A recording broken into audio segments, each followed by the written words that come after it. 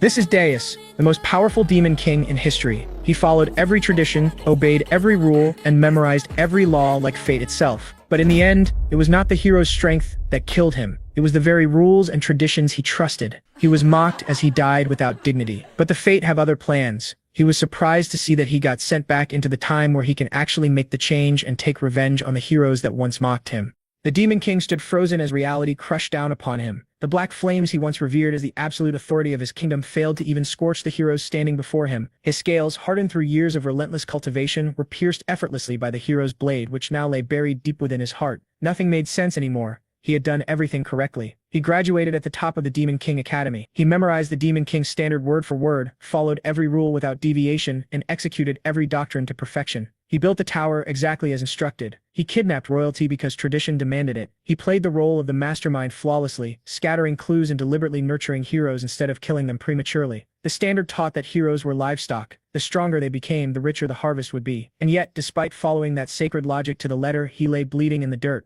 The hero explained it plainly. Kidnapping royalty was never a crime, it was a signal. Towers were not fortresses, but invitations. Weak monsters were tools meant to train heroes. Delayed executions allowed them to grow. Even sparing their lives had only strengthened them further. His tower had never been a symbol of domination. It was a training ground, a farming zone. The heroes laughed openly, expressing their gratitude for raising their levels and providing excellent loot. Even the fallen heroes were dismissed as insignificant sacrifices made in pursuit of fame. The mockery cut deeper than death itself. Consumed by rage, the Demon King attempted to unleash his final power. Before it could even take shape, his head was severed cleanly from his body. As his consciousness faded, he sacrificed everything he had left to trigger one final explosion, swallowing the battlefield whole. Then came darkness. A voice called his name. Deus opened his eyes to thunderous applause. He found himself standing once again in the Demon King Academy, 15 years in the past, his graduation badge resting in his hand. Before him, the glowing laws of the Demon King standard materialized as they once had. This time, he understood everything. When asked to swear the oath, Deus refused. He openly denounced the standard, declaring it trash, a cruel joke designed to enslave demon kings and fatten heroes for slaughter. His words stunned the entire academy. In that instant, the greatest genius of the era became something far more dangerous. The madman of the century. Archduke Arcane Blair was the first to completely lose his composure. He slammed his hand down with such force it seemed as though he intended to split the table in half, roaring about immediate execution for what he deemed an unforgivable affront to their sacred standards. The sheer rage in his voice reverberated through the hall, making everyone feel as though the academy itself was caught in a violent earthquake. Then he paused. The Archduke reconsidered. That child had always been a shining star, possessing absurd discipline, overwhelming talent, and an academic record bordering on perfection. Executing him on the spot would be an irreversible waste. With a flicker of reluctant mercy, the Archduke issued a final ultimatum. Deus was to either retract his words and apologize to the entire demon realm, or be exiled to the hellhole known as the Aryan region. The moment Aryan was mentioned, the hall erupted into hushed gasps and frantic whispers. Aryan was infamous.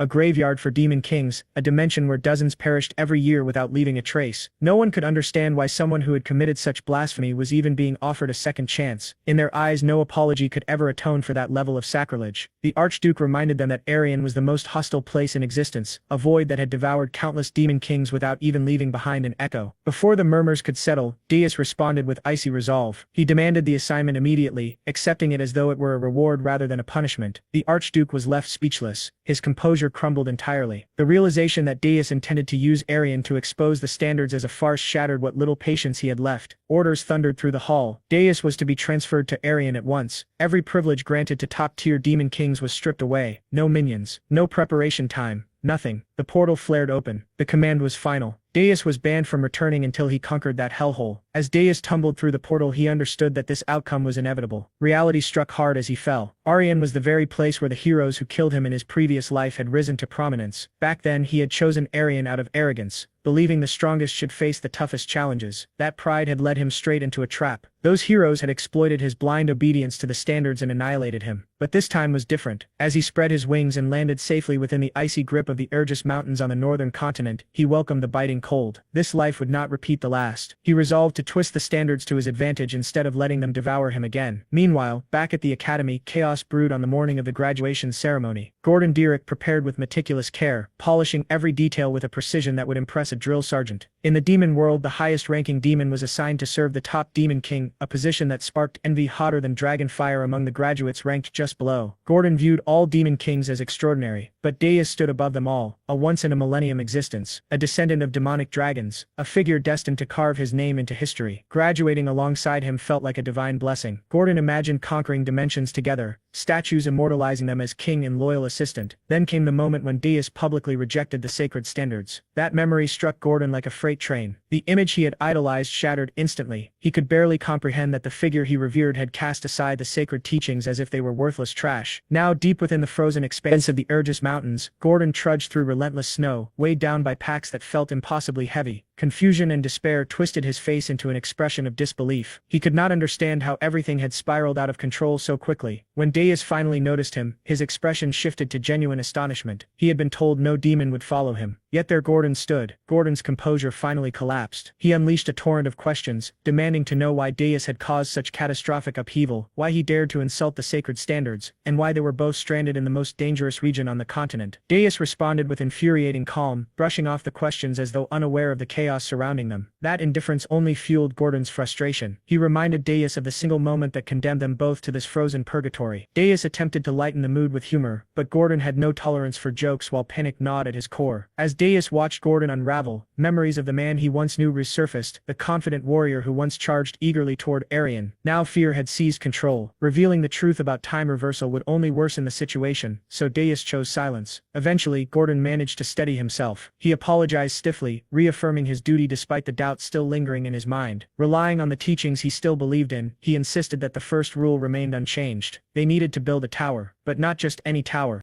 The tower, according to Gordon, needed to be placed in a visible and accessible location, not hidden within a frozen wasteland crawling with monsters. The surrounding mountains were infested with ferocious beasts, making traversal nearly impossible for ordinary beings. He argued that choosing such a location blatantly violated every principle outlined in the Demon King's standards, and insisted they needed to retreat immediately. Desiree rejected the idea outright. Stubborn as an immovable pillar, he declared that the tower would rise exactly where they stood, here and now, and nowhere else. Without further debate, he produced the legendary tower seed and thrust it into the frozen earth. The seed required Demon King blood to awaken, and Gordon's panic surged instantly. He accused Deus of trampling over sacred traditions, but Deus responded with cold finality. He had never sworn allegiance to those standards in the first place. Gordon recoiled as though struck across the face. That rejection of doctrine hit him with crushing force. For demons, the standards were as fundamental as breathing itself. To deny them felt as unnatural as flying without wings, unless one had endured something truly hellish, like death itself. Deus sliced his palm open without hesitation and let his blood drip onto the seed. He asserted that Gordon needed to understand something clearly, that the standards were utterly worthless, especially within Arian. The seed absorbed the blood and erupted in a blinding red flare as a massive magic circle expanded outward. The tower began identifying its master, Deus of the Black Flame Demonic Dragon Clan. As the revelation unfolded, it shattered the foundations of everything Gordon believed. Deus explained that Arian swarmed with heroes because they had learned how to manipulate towers, weaponizing the Demon King's standards against demons themselves. That was the reason Demon Kings met their end in this cursed land time and time again. When the tower fully manifested, rising from the snow like a dark and brooding monument, Gordon stared in disbelief. Deus merely remarked that the standards deserved to be renamed, given that they now served humans far better than demons ever had. The interior of the tower was nothing but desolation. Upon entering the first floor, cold stone and suffocating silence greeted them. Gordon inspected the empty space with growing unease. A proper tower should have been overflowing with chambers, traps, and monsters, yet this one felt abandoned, stripped of every luxury a demon king was supposed to possess. Each level above proved just as barren. By the time they reached the fifth floor, the so-called king's chamber was as empty as the rest. Gordon reluctantly accepted that the tower's structure was beyond saving, but insisted that the next rule of the standards still needed to be followed. The second requirement demanded the kidnapping of a prince or princess, preferably someone close to the throne, to siphon the strongest emotional energy. Gordon asked for permission to offer his suggestion, and Deus granted it with a nod. Unfurling a map, Gordon pointed toward the kingdom of Corson, the closest realm to the Urgus Mountains. In his assessment, abducting the highest-ranking princess there would send waves of fear and despair through the kingdom, fueling their growth immensely. Deus cut him off before he could continue. He agreed with the kidnapping itself, but revealed that he had already chosen his target. Gordon's excitement spiked at the prospect of accompanying the mission until Deus ordered him to remain behind and guard the tower. Gordon took this as reassurance, convincing himself that his king had finally returned to reason and that the earlier erratic behavior was merely the stress of graduation. That fragile optimism shattered instantly when he learned the chosen target. Instead of Corson's royal princess, Deus had selected Hilderin, the kingdom farthest from the tower. And rather than a high-ranking royal, his target was the 13th princess, a girl with almost no influence and barely any presence at court. With unwavering resolve, Deus launched himself southward, crossing vast lands until he reached a distant castle. He slipped through a window and entered the princess's private chamber without hesitation. The mission felt disturbingly familiar. Yet this time, he moved with a purpose that defied every sacred rule of the demon world. Back at the tower, Gordon's heart pounded as panic set in. His king had chosen the least strategic option possible, the complete opposite of everything the standards demanded. Inside the chamber, the princess stared at Deus in stunned confusion, unsure of who or what had just shattered her quiet night. Deus wasted no time, declaring his identity and intent with unwavering confidence. Instead of terror, she responded with a soft, almost amused laugh. The reaction caught Deus completely off guard. Rather than shrinking back, the princess stood tall, meeting his gaze as though appraising him. Her audacity was baffling. He questioned whether she genuinely understood the danger or simply thought demon kings were some kind of joke. Even so, he bolstered his confidence, certain of his own presence. What he failed to anticipate was her calm acceptance, as though being kidnapped was little more than an inconvenience. That composure sent an inexplicable chill down his spine. He questioned her motives sharply, but she merely shrugged, explaining that she had long suspected something absurd like this might happen to a princess. He warned her not to attempt anything clever, insisting he would not tolerate deception, especially while feeling as though he stood on a fragile bridge above molten lava. She countered calmly, pointing out that she could not have plotted anything when she had no way of knowing he would appear that night. Her reasoning was sound, yet something about it unsettled him. Before he could dwell on it further, she extended her hand and beckoned him to leave. Deus took her hand, and together they soared back toward the tower hidden deep within the Urus Mountains. The moment they landed, Gordon rushed forward, tension radiating from every movement. Deus instructed him to place the princess on the 4th floor rather than throwing her into the dungeon, explaining that her lack of resistance warranted a small measure of leniency. Gordon complied, then requested to discuss an urgent matter. Meanwhile, the princess sat alone on the bare stone floor of the 4th level, quietly remarking to herself that she had truly been kidnapped. Her eyes wandered across the empty chamber, no bedding, no servants, no comforts of any kind. Yet despite everything, a small smile formed on her lips as she concluded that perhaps this situation was not entirely unbearable. At the same time, Gordon presented Deus with an ornate invitation from the Tower of Monsters. It announced a welcome celebration for the newly crowned Demon King. Deus dismissed it as a hollow display of intimidation, a posturing show of power. Under normal circumstances, demon kings would never cooperate, but Arin's grim reality had forced uneasy alliances. Still, he decided to attend. The stakes had grown too significant to ignore. The Tower of Monsters loomed from within a dense forest. There, Deus came face to face with Draxon, the demon king who had ruled the region for 70 long years. Draxon's first reaction was steeped in contempt. He assessed Deus as though he were nothing more than dust beneath his feet, making his disdain for the newcomer's disregard for tradition unmistakably clear. Deus responded with unbothered defiance, urging him to abandon theatrics and state his purpose. The reason soon surfaced. Draxon revealed that Archduke Arcane had ordered him to monitor Deus closely. Deus retaliated with an unfiltered insult, mocking how even exile to Arin had failed to extinguish the Archduke's arrogance. The remark ignited Draxon's fury. He attempted to assert dominance by issuing a humiliating command, but Deus did not yield. Instead, he questioned whether Draxon truly understood why he was there. Draxon insisted that Deus had violated sacred traditions. Deus cut him off, pointing out that those same traditions forbade demon kings from killing one another, before slamming his heel down and shattering the floor with a single thunderous strike. The sheer force of the display left Draxon frozen in stunned silence. Only then did Draxon realize far too late that he had gravely misjudged his guest. Scrambling to salvage what had already become a complete disaster, he dragged up the Archduke's orders once more, orders tangled in the chaotic affair of a kidnapped princess and a report that wasn't even due for another month.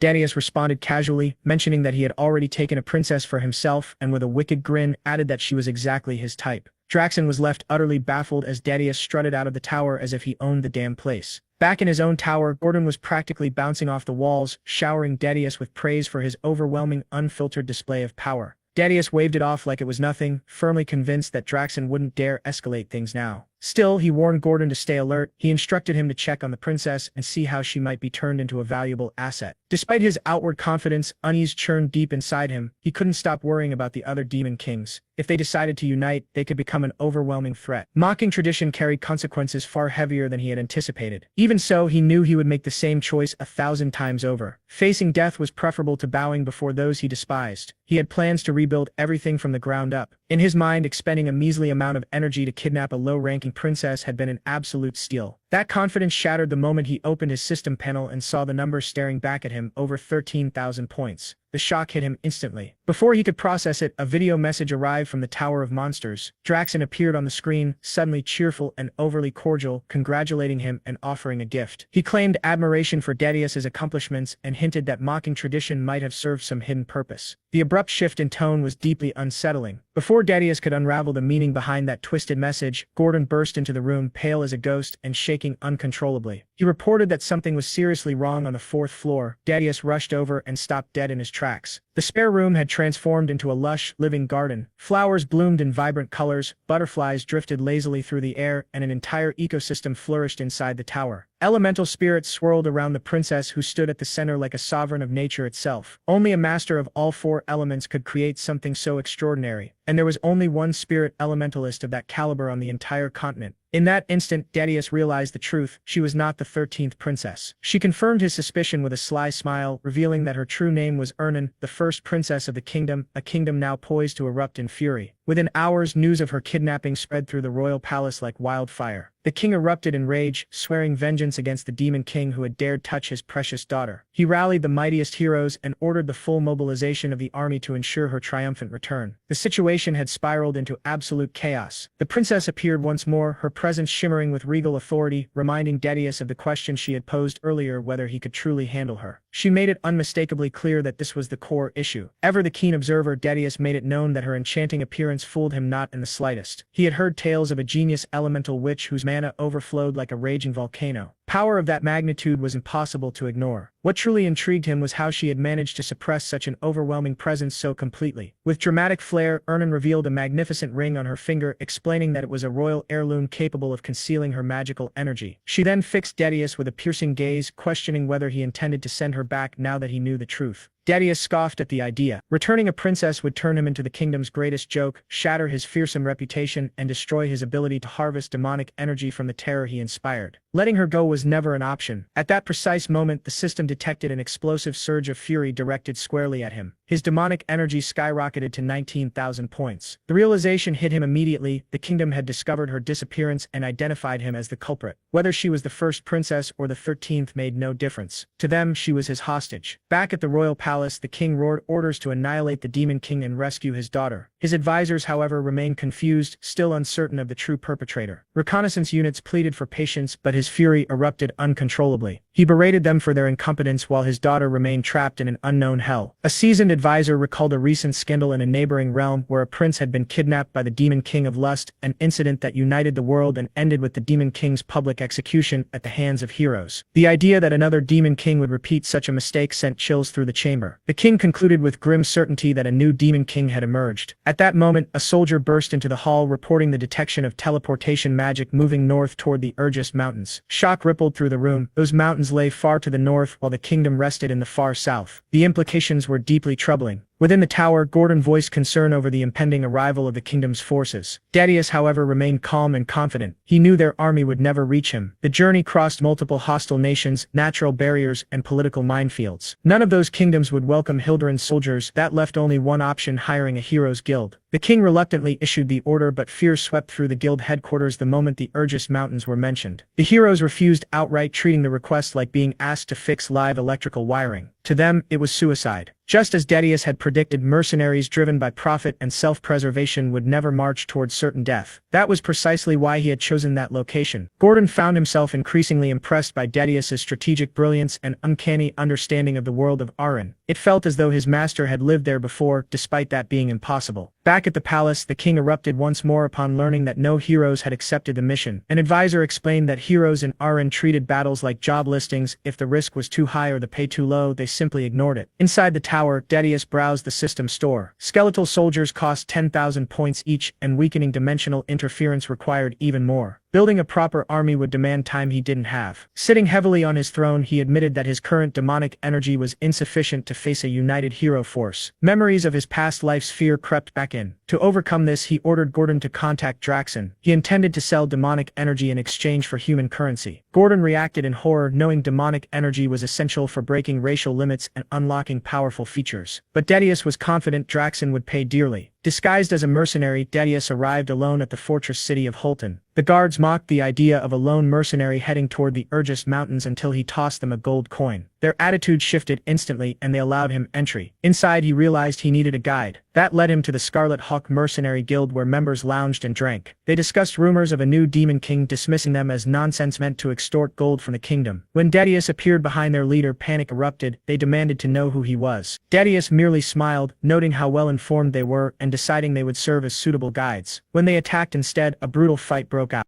Darius moved with ruthless precision. One mercenary attempted a sneak attack from behind, only for Darius to block it as effortlessly as swatting away a mosquito. When another swung a massive hammer toward him, Darius caught it midair, stunning the attacker in the same way martial arts movie characters freeze when their strongest punch is stopped barehanded. Within moments, crossbows were aimed at him from every direction. Even then, he continued fighting without hesitation. He seized one large mercenary and hurled him into the others, scattering them like bowling pins crashing across the floor. The leader watched in absolute terror, no longer seeing a man, but a monster torn straight from a dark fantasy series. Outside the building, several mercenaries muttered in despair, questioning why the battle still hadn't ended and why exhaustion never seemed to touch their opponent. It felt as though they were trapped in a boss fight against an enemy who simply refused to obey stamina rules. When the rest finally collapsed, Darius approached the trembling leader, his eyes faintly glowing in the shadows. He assured the man that he would survive on the condition that he answered truthfully. Faced with a presence that felt like a final boss looming over him, the leader agreed instantly, begging for mercy without hesitation. Darius demanded the location of the slave market. Shaking uncontrollably, the leader guided him to a massive structure sealed behind a heavy iron gate. Darius quickly noticed that the market dealt exclusively in human slaves. The leader hesitated,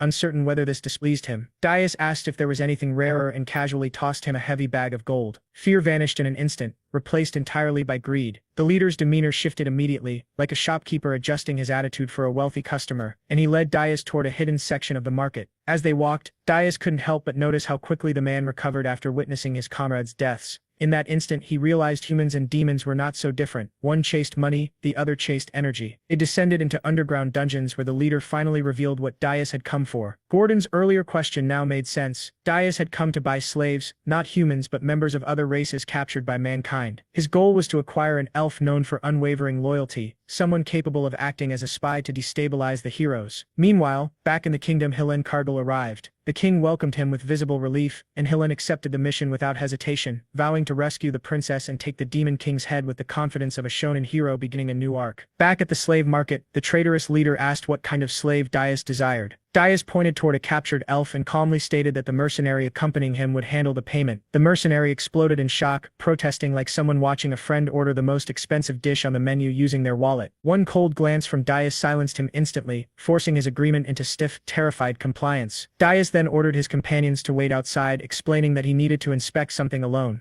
The merchant issued a warning, cautioning that the elf could be dangerous, the same way shopkeepers warned customers not to handle fragile merchandise. Darius dismissed the concern, assuring him he would cover any losses if something went wrong. He examined the bound elf carefully, observing how humans had reduced a once proud race to chained commodities. A spark of anger stirred within the elf as he sensed the demonic aura surrounding Darius, unable to understand why such a being would take interest in him. Darius offered him the chance to seek vengeance against mankind. The idea tempted the elf, but he made it clear that demons were no more trustworthy than humans. Darius claimed he was different and proposed a contract, 50 years of loyalty in exchange for freedom and protection. He reminded the elf that for a long-lived race, 50 years was little more than a brief interlude between story arcs in an ancient fantasy saga. The elf rejected the offer, stating that demons sought to destroy the world tree, the very foundation of elven belief. Trust, therefore, was impossible. Darius did not argue. He understood the fear, knowing the situation felt as unnatural as a villain calling a timeout in the middle of a battle. Instead, he swore an oath under the sacred code of demons, pledging never to harm the world tree and to honor his promise as a demon. The weight of this oath matched the sanctity the world tree held for the elves. In return, he requested that the elf, Granada of the Maple tribe, swear 50 years of loyalty upon the world tree itself. Disturbed by the demon's strange sincerity, Granada agreed on one condition. He demanded to meet the demon king who had supposedly issued such an oath. Darius revealed that he himself was the demon king. Granada mocked the claim instantly, stating that no demon king would personally attend a slave market. He added that demon kings weakened when far from their towers. With smug confidence, he offered a wager. He would swear 100 years of service instead of 50 if Darius could prove his identity. It was the kind of reckless bet characters made moments before realizing how badly they had misjudged everything. In the next instant, reality shifted. Granada found himself standing on the 5th floor of Darius's tower. Darius reminded him of the promised 100 years. The realization struck Granada like a plot twist he never saw coming. Though the truth finally sank in, it didn't stop him from complaining. He immediately began criticizing the tower like a gamer reviewing a broken survival base, remarking on its emptiness, the useless lower floors and the fourth floor being overgrown and unguarded. He scoffed at the idea that such a place could withstand a hero's assault, claiming Dais wouldn't last even a year. Declaring he had no intention of serving in such a ruin, he sealed his mistake. In response, Dais released a crushing wave of demonic pressure. The force slammed into Granada like a heavyweight finisher in a fighting anime, pinning him to the ground without a single blow. Terror flooded his mind as the contract he had agreed to resurfaced. Only then did the truth fully dawn on him. The tower stood in a region infested with catastrophic-level monsters, yet none dared approach. It was like living beside a volcano that remained dormant only because something even more terrifying resided at its core. Accepting reality, Granada bowed and swore 100 years of loyalty in the name of the Great World Tree. Deep down he expected his first assignment to be something grim, perhaps even a chance to exact vengeance on humanity. Instead, Dais instructed him to cook. Granada froze, utterly baffled. It felt like preparing for a climactic boss battle only to be handed a grocery list. Confusion clouded his thoughts as he chopped vegetables in the kitchen. Soon after, Princess Erin joined him, cheerfully offering assistance like a friend suddenly joining a co-op game mid-session. The absurdity continued to pile up. Before long, everyone gathered in the fifth-floor dining hall, seated before a lavish feast that looked nothing like the lair of a demon king. Proceeding cautiously, Granada inquired about the girl, only to learn she was Princess Ernan, the kingdom's first princess. Shock struck him once again. He had assumed she was merely a kidnapped noble. He questioned how such an empty tower could possibly withstand the hero destined to arrive. Dais offered no explanation, simply instructing him to sit and eat. He then revealed the true reason for purchasing Granada, the elf's extraordinary cooking skills. The princess continued smiling as Granada sat there, feeling as though he had wandered into the wrong story entirely. After the meal, Granada assumed his role would be guarding the fourth floor against approaching heroes. Dais rejected the idea immediately, explaining that if enemies reached that level, everything was already lost. It would mean they had crossed the Urgus Mountains. Only then did Dais reveal his real plan. Granada would infiltrate human society as a spy to sow chaos and disorder. Before that, however, Dais needed to test his abilities. Sensing an opportunity to gain leverage, Granada agreed. Dais laid out the rules. He would fight using only one hand and without drawing upon demonic power. If Granada emerged victorious, 50 years would be removed from his contract. Hearing this, Granada accepted with the resolve of a character granted a rare power-up quest. Their battle began immediately.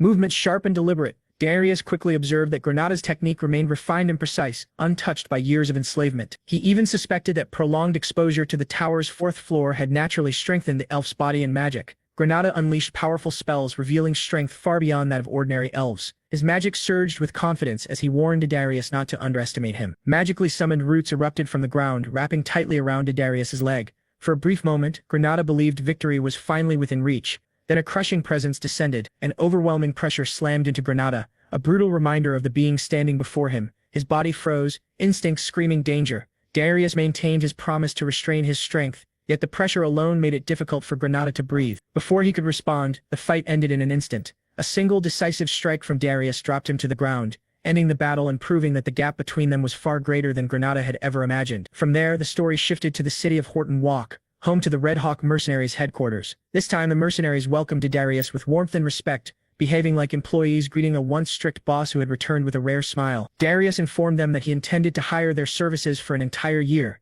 Their captain accepted immediately, asking about payment. One mercenary muttered under his breath, clearly irritated at how eagerly their leader bowed to the same man who had flattened them earlier. In response, Darius placed a heavy sack of gold onto the table. The sound alone shifted the atmosphere. The mercenaries straightened instantly, enthusiasm igniting as they swore loyalty without hesitation. Their captain even considered, in private, replacing some members with a stronger team later on. Darius then informed them that the man beside him would be joining as a new member and would relay all future orders. The group hesitated, until Granada stepped forward. Seeing his swollen, bruised face erased all doubt. Sympathy replaced suspicion as they welcomed him like a long-lost companion, recognizing that he had suffered under Darius just as they had. Shared trauma bonded them faster than any introduction ever could. Watching them, Darius noted that despite their rough demeanor, these mercenaries were seasoned veterans and not easily replaced. His thoughts drifted to the only hero who had answered Hildurin's call, Hillen, the hero renowned for slaying the demon king of lust. Now in command of the mercenaries, Darius revealed their first mission: gather every fragment of information related to Hillen,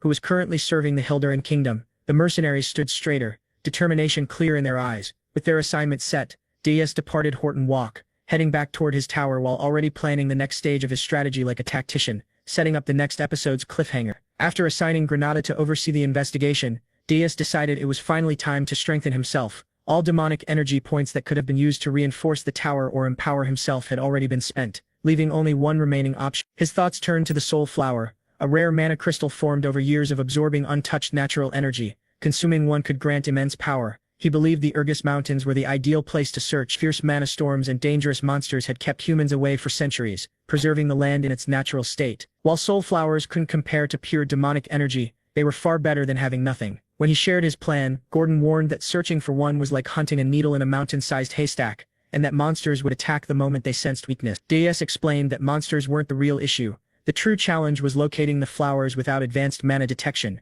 Their discussion was interrupted by a soft knock. Princess Ernam peeked in, a small blue slime bouncing happily atop her head like a living accessory. Both Deus and Gordon flinched at the sight. With a shy smile, she admitted she had never expected to be allowed beyond the palace walls and was grateful she had come. Before she could continue, Deus lifted her up, instructed her to hold on and launched them into the sky. They shot upward at breathtaking speed. From above, Ernam gazed down in awe, seeing the world like a first-time traveler staring out an airplane window. The sunrise, the clouds, the open land. Everything felt unreal. Her thoughts drifted back to life in the palace, where every day felt identical. Training magic, studying history, repeating routines without variation. She had never imagined anything different. Yet soaring above the Urgus Mountains made her feel as though she had stepped into someone else's adventure. Deus ignored her reverie and reminded her of the task at hand. She asked him to use her name, since they would be together often. He agreed but warned her not to forget her responsibility. Failure to locate the soul flowers would result in punishment. She immediately apologized and summoned her water and wind spirits to begin the search. Deus expected the process to take time,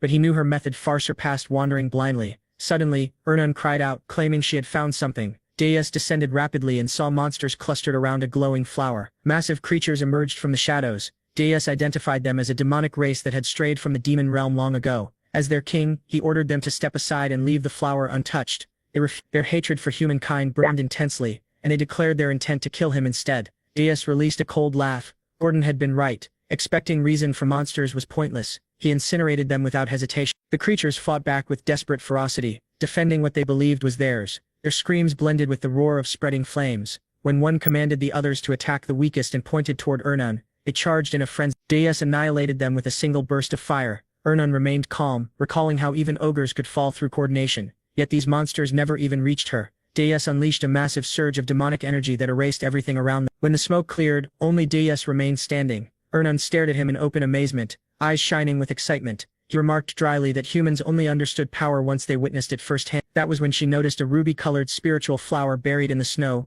radiating pure ice and water mana. He warned her not to grow greedy. If she found more, she would be rewarded. She searched until exhaustion claimed her, but found nothing else. Back at the tower, Darius reflected on her true identity as Hildurin's first princess. Saving her once had felt like a mistake, yet now she seemed far more useful than he had originally expected. Gordon soon arrived with news from Granada. Hillen and 32 heroes had already left the capital. However, rather than heading toward the Urgus Mountains, they were following the standard route, gathering allies, accepting village quests, and steadily leveling up. Gordon presented several strategies, urging Darius to examine them carefully. Darius casually tossed the proposals aside, leaving Gordon stunned. He made it clear that he had no intention of placing even a single monster or barrier in the hero's path. Weak challenges, in his view, only forged stronger heroes. He then instructed Gordon to send word to Granada and have the mercenaries accompany the heroes, allowing them to earn the heroes' trust. Gordon complained inwardly that his master never followed common sense and voiced his concern about how the tower could possibly be defended in its current condition. Darius reassured him that the tower would be reinforced, but when he mentioned doing so with the help of a dwarf, Gordon immediately protested. Housing a dwarf alongside a human and an elf, he argued, would turn them into a laughingstock. Darius ignored the complaint and explained that the true prize was not the dwarf himself, but the advanced magical weapons that only dwarves were capable of forging. His next move was both simple and ruthless. Heroes always expected weak monsters on the first floor of a demon king's tower. This time, they would instead be greeted by rows of cannons. Gordon immediately grasped the implications, realizing that such an ambush would be impossible for the heroes to anticipate. Shaking his head, he remarked that the plan shattered every established rule. Suddenly, he froze before shouting that another kidnapping had occurred. The view shifted to the underground dwarf city of Wolfner. There, Lager Friedrich, the greatest blacksmith among the dwarves, worked quietly at his forge, completely unaware that he had just become the demon king's next target. The scene lingered on Wolfner, the bustling city of dwarves, as Darius entered in disguise. He recalled having fought countless dwarves before his regression, yet this marked his first time setting foot in their city. Darius stepped into a shop known as the Midnight Inn. Upon arrival, he handed money to a man and explained that he had come to commission a weapon, though he did not know where to begin. He asked to be directed to the most outstanding blacksmith in the city. The man accepted the money and laughed, commenting that for a human, Darius certainly understood how to conduct business. Darius replied by remarking that he had heard dwarves loved money just as much as heroes did. The man smiled and explained that Darius should head deeper into the city. He described a massive hole that would be impossible to miss and instructed him to board the lift there. Once inside, his identification would be checked and he would be taken to the desired floor. The man further explained that this was a two-step security system designed to identify intruders. He then instructed Darius to go to the lowest floor in the deepest room where he would find the city's finest blacksmith, Lager Friedrich. Following those directions, Darius took the same route and eventually arrived at Lager's domain. As he observed the forge, Darius thought that the display of metallurgy made it seem as though the metal itself was dancing. He questioned whether Lager truly was the best blacksmith, then considered how much easier things would be if he simply abducted him quietly. Reaching out, Darius attempted to place a hand on Lager's shoulder. At that moment, Lager sensed his presence and forcefully raised his hammer. A powerful aura erupted, overwhelming Darius and hurling him backward under the sheer pressure. Darius realized that Lager had detected even the faint trace of demonic energy and wondered if this dwarf might be more formidable than expected. Lager charged at him, hammer raised. Darius caught the weapon mid-swing and declared that Lager was a hero. Lager loudly affirmed this, identifying himself as Lager Friedrich, the blacksmith who carried the power of heroes. He condemned Darius for daring to enter dwarven land as a demon. Darius responded with a smirk, stating that Lager would not leave the city alive and remarking that despite all the bravado, Lager was surprisingly weak. He then clarified that he was not merely a demon, but a demon king. With that declaration, Darius seized Lager by the throat, causing him to groan in pain. Hearing the commotion, several soldiers rushed over and called out to Lager, apologizing for interrupting his work and asking about the noise they had heard. Moments later, they realized Lager was gone. Shouting that there was an intruder, they ordered all exits sealed and demanded a full search of the facility. The scene shifted again, revealing Darius holding Lager high above the city. Darius warned him that making a single sound would result in instant death. Lager wondered why a demon king had come and assumed it must be for their princess. Darius dismissed the assumption, stating that the princess did not interest him. Lager insisted that this was a lie. Darius countered by mentioning rumors that dwarven blacksmiths dug underground escape passages for emergencies. Grinding his teeth as tears streamed down his face, Lager convinced himself that the demon king truly had come for the princess. He cursed his own fate, thinking that the only reason he had lived quietly until now was his fear of confronting demon kings. He lamented that this misfortune had fallen upon him. It was then revealed that Lager was in truth weak. Darius noted that coaxing information from him would not be easy and proposed an alternative. He would kidnap the princess instead and allow Lager to live, provided that Lager guided him. Lager reacted in shock, struggling to understand Darius's intentions. He imagined the consequences of a rumor spreading that a selfish hero had sold out the princess to save his own life. Such a story, he realized, would forever change how the other dwarves viewed him. Crying out in despair, he cursed Darius as a vile and evil creature, believing that everyone already knew he was weak and that such a rumor would easily be believed. Darius then presented him with a choice: either sell out the princess or walk away under his own power. Internally, Darius knew Lager would choose betrayal, as he clearly wished to avoid torture. He promised that if Lager cooperated, his safety would be guaranteed, swearing this vow upon the Demon King's standards. Lager recalled that those standards were treated as sacred among demon kings and believed that a vow made upon them could never be broken. Coming to a decision, Lager suddenly forced a dramatic smile and agreed to lead Darius through the underground passage. Darius commented on the expression, remarking that it made him feel sick.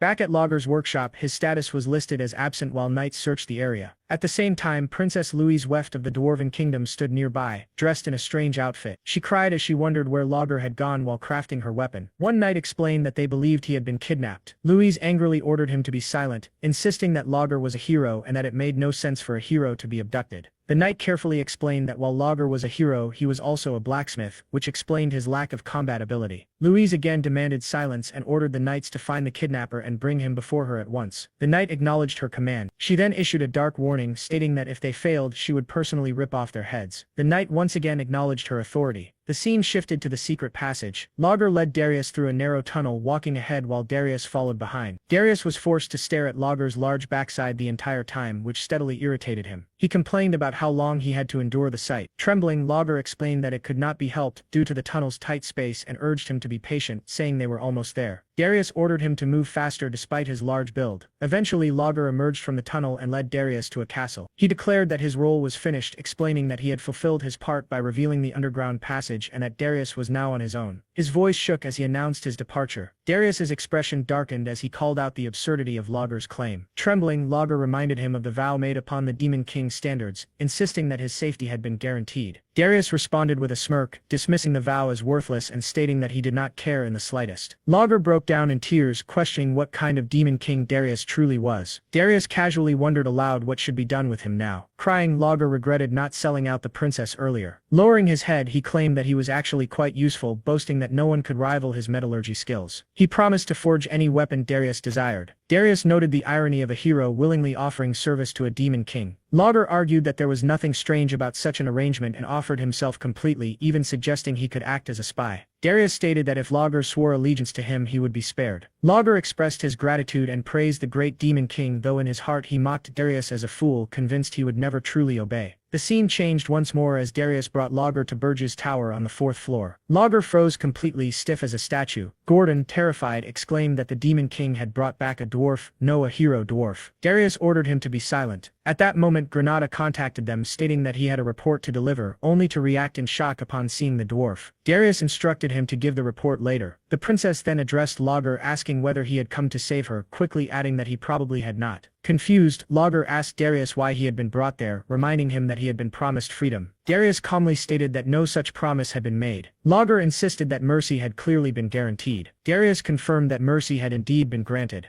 Lager was still alive. The scene returned to the station where preparations for the hero's journey were underway. A holographic communication link shimmered into existence as Granada finally delivered his report with steady composure, explaining that rumors were spreading rapidly among the heroes.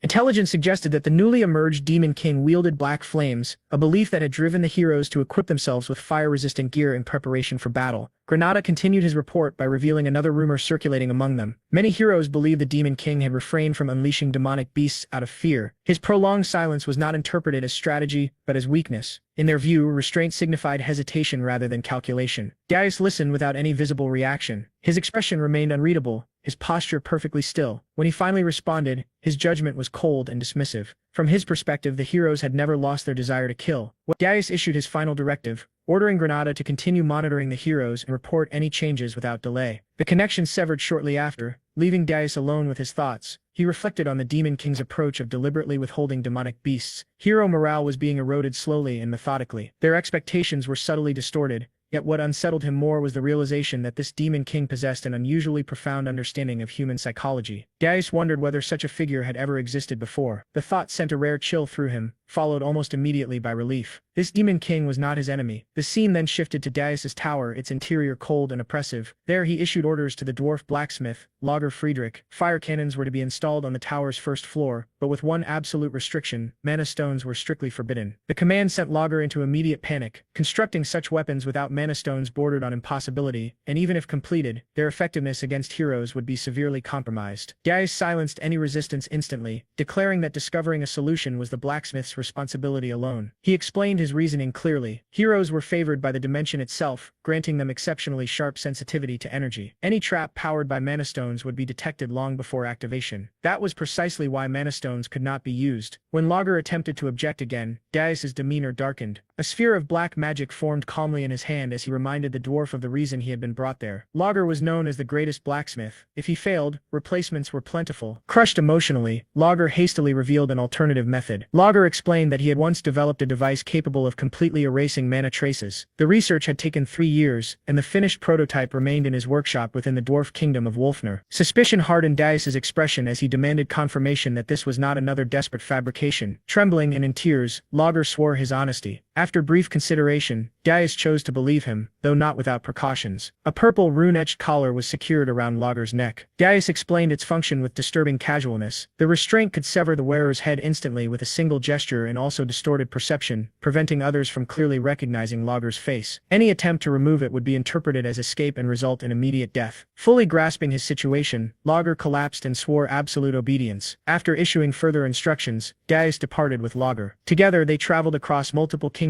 in search of rare materials and compatible components. The journey lasted nearly a month, during which Darius stored every item within a spatial pocket, preserving each carefully. Their final destination was Wolfner, the dwarf kingdom. By the time they arrived, chaos had already taken hold. A massive boulder crashed down near a group of dwarves, shattering stone and scattering debris. At its center stood Princess Louise Weft, radiating fury. More than a month and a half had passed without any sign of Lager's capture. An elderly dwarf nervously attempted to explain that Lager had constructed countless underground tunnels over the years, and that despite extensive efforts, he had likely escaped. Louise dismissed the explanation outright, concluding instead that Lager must have been kidnapped. In a violent outburst, she seized the old dwarf and issued a deadline of 2 weeks. Failure would result in total extermination. Orders were immediately given to collapse every tunnel Lager had ever created, and the dwarves rushed to comply.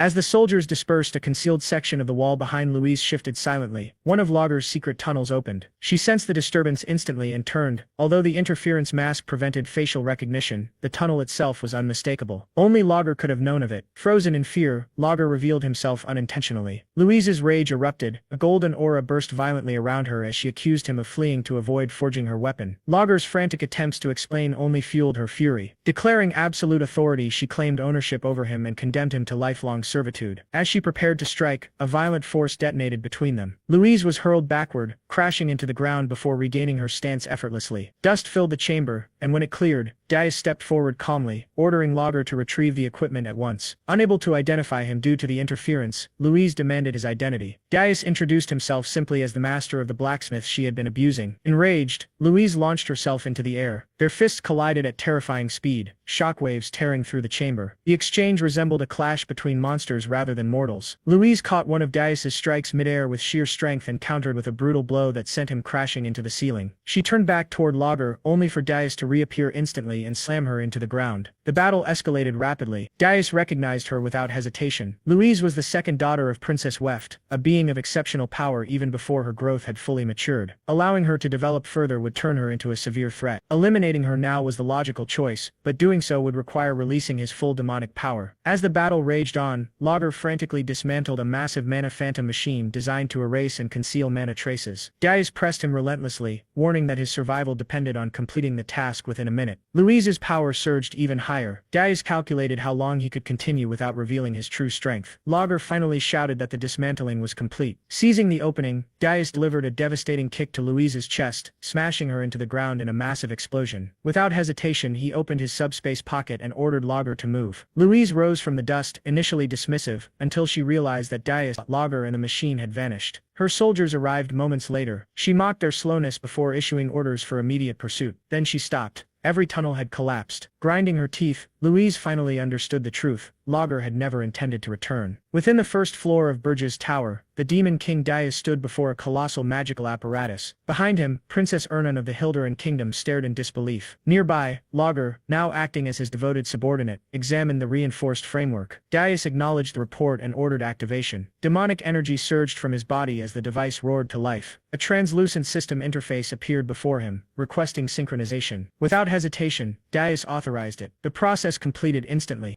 A final system update confirmed that the Mana Phantom had acknowledged Darius as its master. Its power source was fully converted, shifting entirely from mana to pure demonic energy. Darius turned his gaze toward Lager. The dwarf reacted with barely restrained excitement, insisting fervently that he had not interfered in the process in any way. Even so, amazement overwhelmed him. The fusion of the monofin with the tower, let alone the complete conversion of its energy source, surpassed anything previously thought possible. Lager immediately recognized it as a breakthrough beyond even what the original creator could have envisioned. Princess Ernan stepped closer, her eyes gleaming as she stared at the awakened structure. Darius casually suggested that she test it herself. Delighted by the opportunity, she eagerly began preparing a spell. Complex magical symbols formed rapidly as a massive sphere of multicolored magic condensed in the air. Lager panicked instantly. The thought of releasing such overwhelming power after he had just finished cleaning the tower nearly drove him to tears. His frantic pleas were completely ignored as Darius focused solely on observing the phenomenon. A spell of that scale should have been detectable far beyond the tower's walls. Darius moved toward the entrance and examined the outside world. There was nothing, no visual disturbance. No fluctuation in perception. The magic did not leak in the slightest. The effect was immediately apparent. A tower fully synchronized with a monofin completely concealed all internal magical activity. Curiosity stirred within Darius. He extended his demonic energy and attempted to manipulate the tower itself. In an instant, the entire structure vanished from existence. Moments later, with another gesture, it reappeared exactly as before. The realization struck him with quiet intensity. The tower could now be concealed or summoned at will. Though controlling this power freely would take time, Darius immediately understood its future value.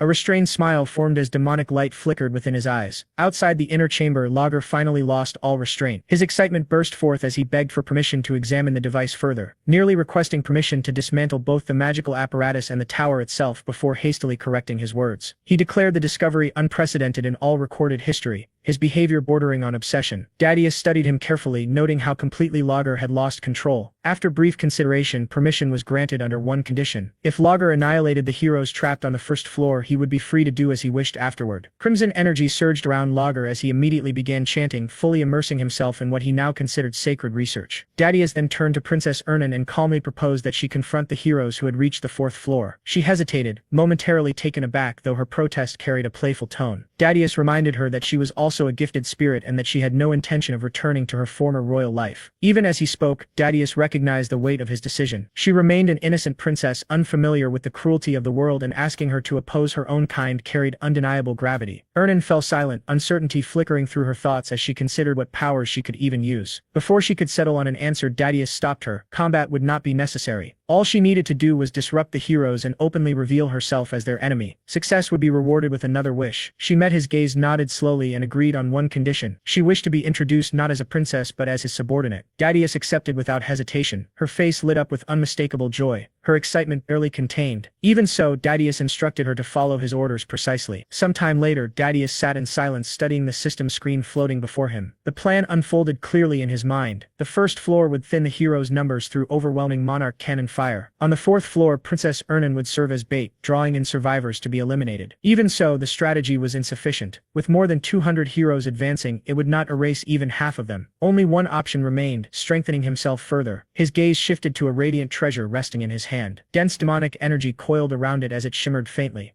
Elsewhere, Princess Ernan stood within a land of endless snow and biting cold. After several failed attempts, uncertainty lingered between them. Their earlier success now felt less like certainty and more like coincidence. Suddenly, a towering figure appeared before them. Dadius reacted instantly, dark energy gathering around his raised arm. The interruption irritated him. The massive figure bowed deeply, identifying himself as Krutu of the Blue Forest tribe. He and his people sought the Demon King's protection. The gathered tribe fell to their knees, confessing that their ancestors were once demons who had betrayed the demon realm. Bearing that original sin, they now sought redemption through service. Dadius regarded them coldly, immediately recognizing their true intent. They desired power. His gaze sharpened as he noted that their affinity for demonic energy far exceeded their reliance on spirit blossoms. At a silent command, a sealed box was opened. Inside rested a grim lotus encased in frost. Dadius recognized it instantly, understanding why it had eluded him until now. He acknowledged their foresight and their ability to negotiate, unusual traits for a tribe renowned for brute strength. After brief consideration, Dadius accepted only one. A demonic sigil embedded itself into Krutu's body. Overwhelming power surged across the frozen land as his form twisted and transformed, transcending into a true demon. Krutu knelt in absolute submission, offering his life and loyalty. The rest of the tribe followed without hesitation. The scene shifted once more to Urgist Mountain Tower. Power surged throughout the structure. Outside, an orc legion assembled in disciplined ranks. On the first floor, Lager stood ready alongside 60 mono cannons. Dadius reviewed the battlefield one final time. Every piece was positioned exactly as planned. The tower was secured. Princess Ernan awaited her role on the fourth floor. Everything was ready. His dark eyes hardened as he focused on the approaching enemy. He would repay the humiliation of his previous life. Elsewhere, the heroes gazed upward at the towering mountain before them. Urgist Mountain loomed like a silent challenge as they advanced with a single purpose: to slay the Demon King. The heroes' preparation base stood behind them as a magnificent city, a place where countless legends were said to begin. Within its grand central hall, a lavish banquet filled the space with light and sound. The celebration honored the heroes on the eve of their final march. Laughter echoed beneath towering ceilings as music flowed freely and glasses clinked together. Warriors, nobles, knights, mages, mercenaries, and merchants gathered as one, indulging in triumph and anticipation. Among them, a young hero clad in polished armor stood beside the elderly Lord Castellan. The lord regarded him warmly, remarking that someone with such achievements carried himself with remarkable humility. The hero expressed gratitude for the generosity of the host and the banquet prepared in their honor. Lord Castellan, in turn, spoke of his pride in witnessing a journey destined to be etched into history. After a brief pause, he proposed that the hero Lord Hillen address the assembled crowd. Hillen hesitated, visibly uncomfortable with the attention. Yet the lord pressed on, noting that such words would raise morale before the march. With no graceful way to refuse, Hillen reluctantly agreed. Seizing the moment, Lord Castellan announced to the hall that Hillen wished to speak. The noise gradually faded as all eyes turned toward him. Hillen stepped forward, gathering himself as calm replaced his hesitation. Facing the assembled crowd, he acknowledged every group present, from nobles and knights to mercenaries and merchants alike. He declared that their long expedition had finally reached its decisive moment.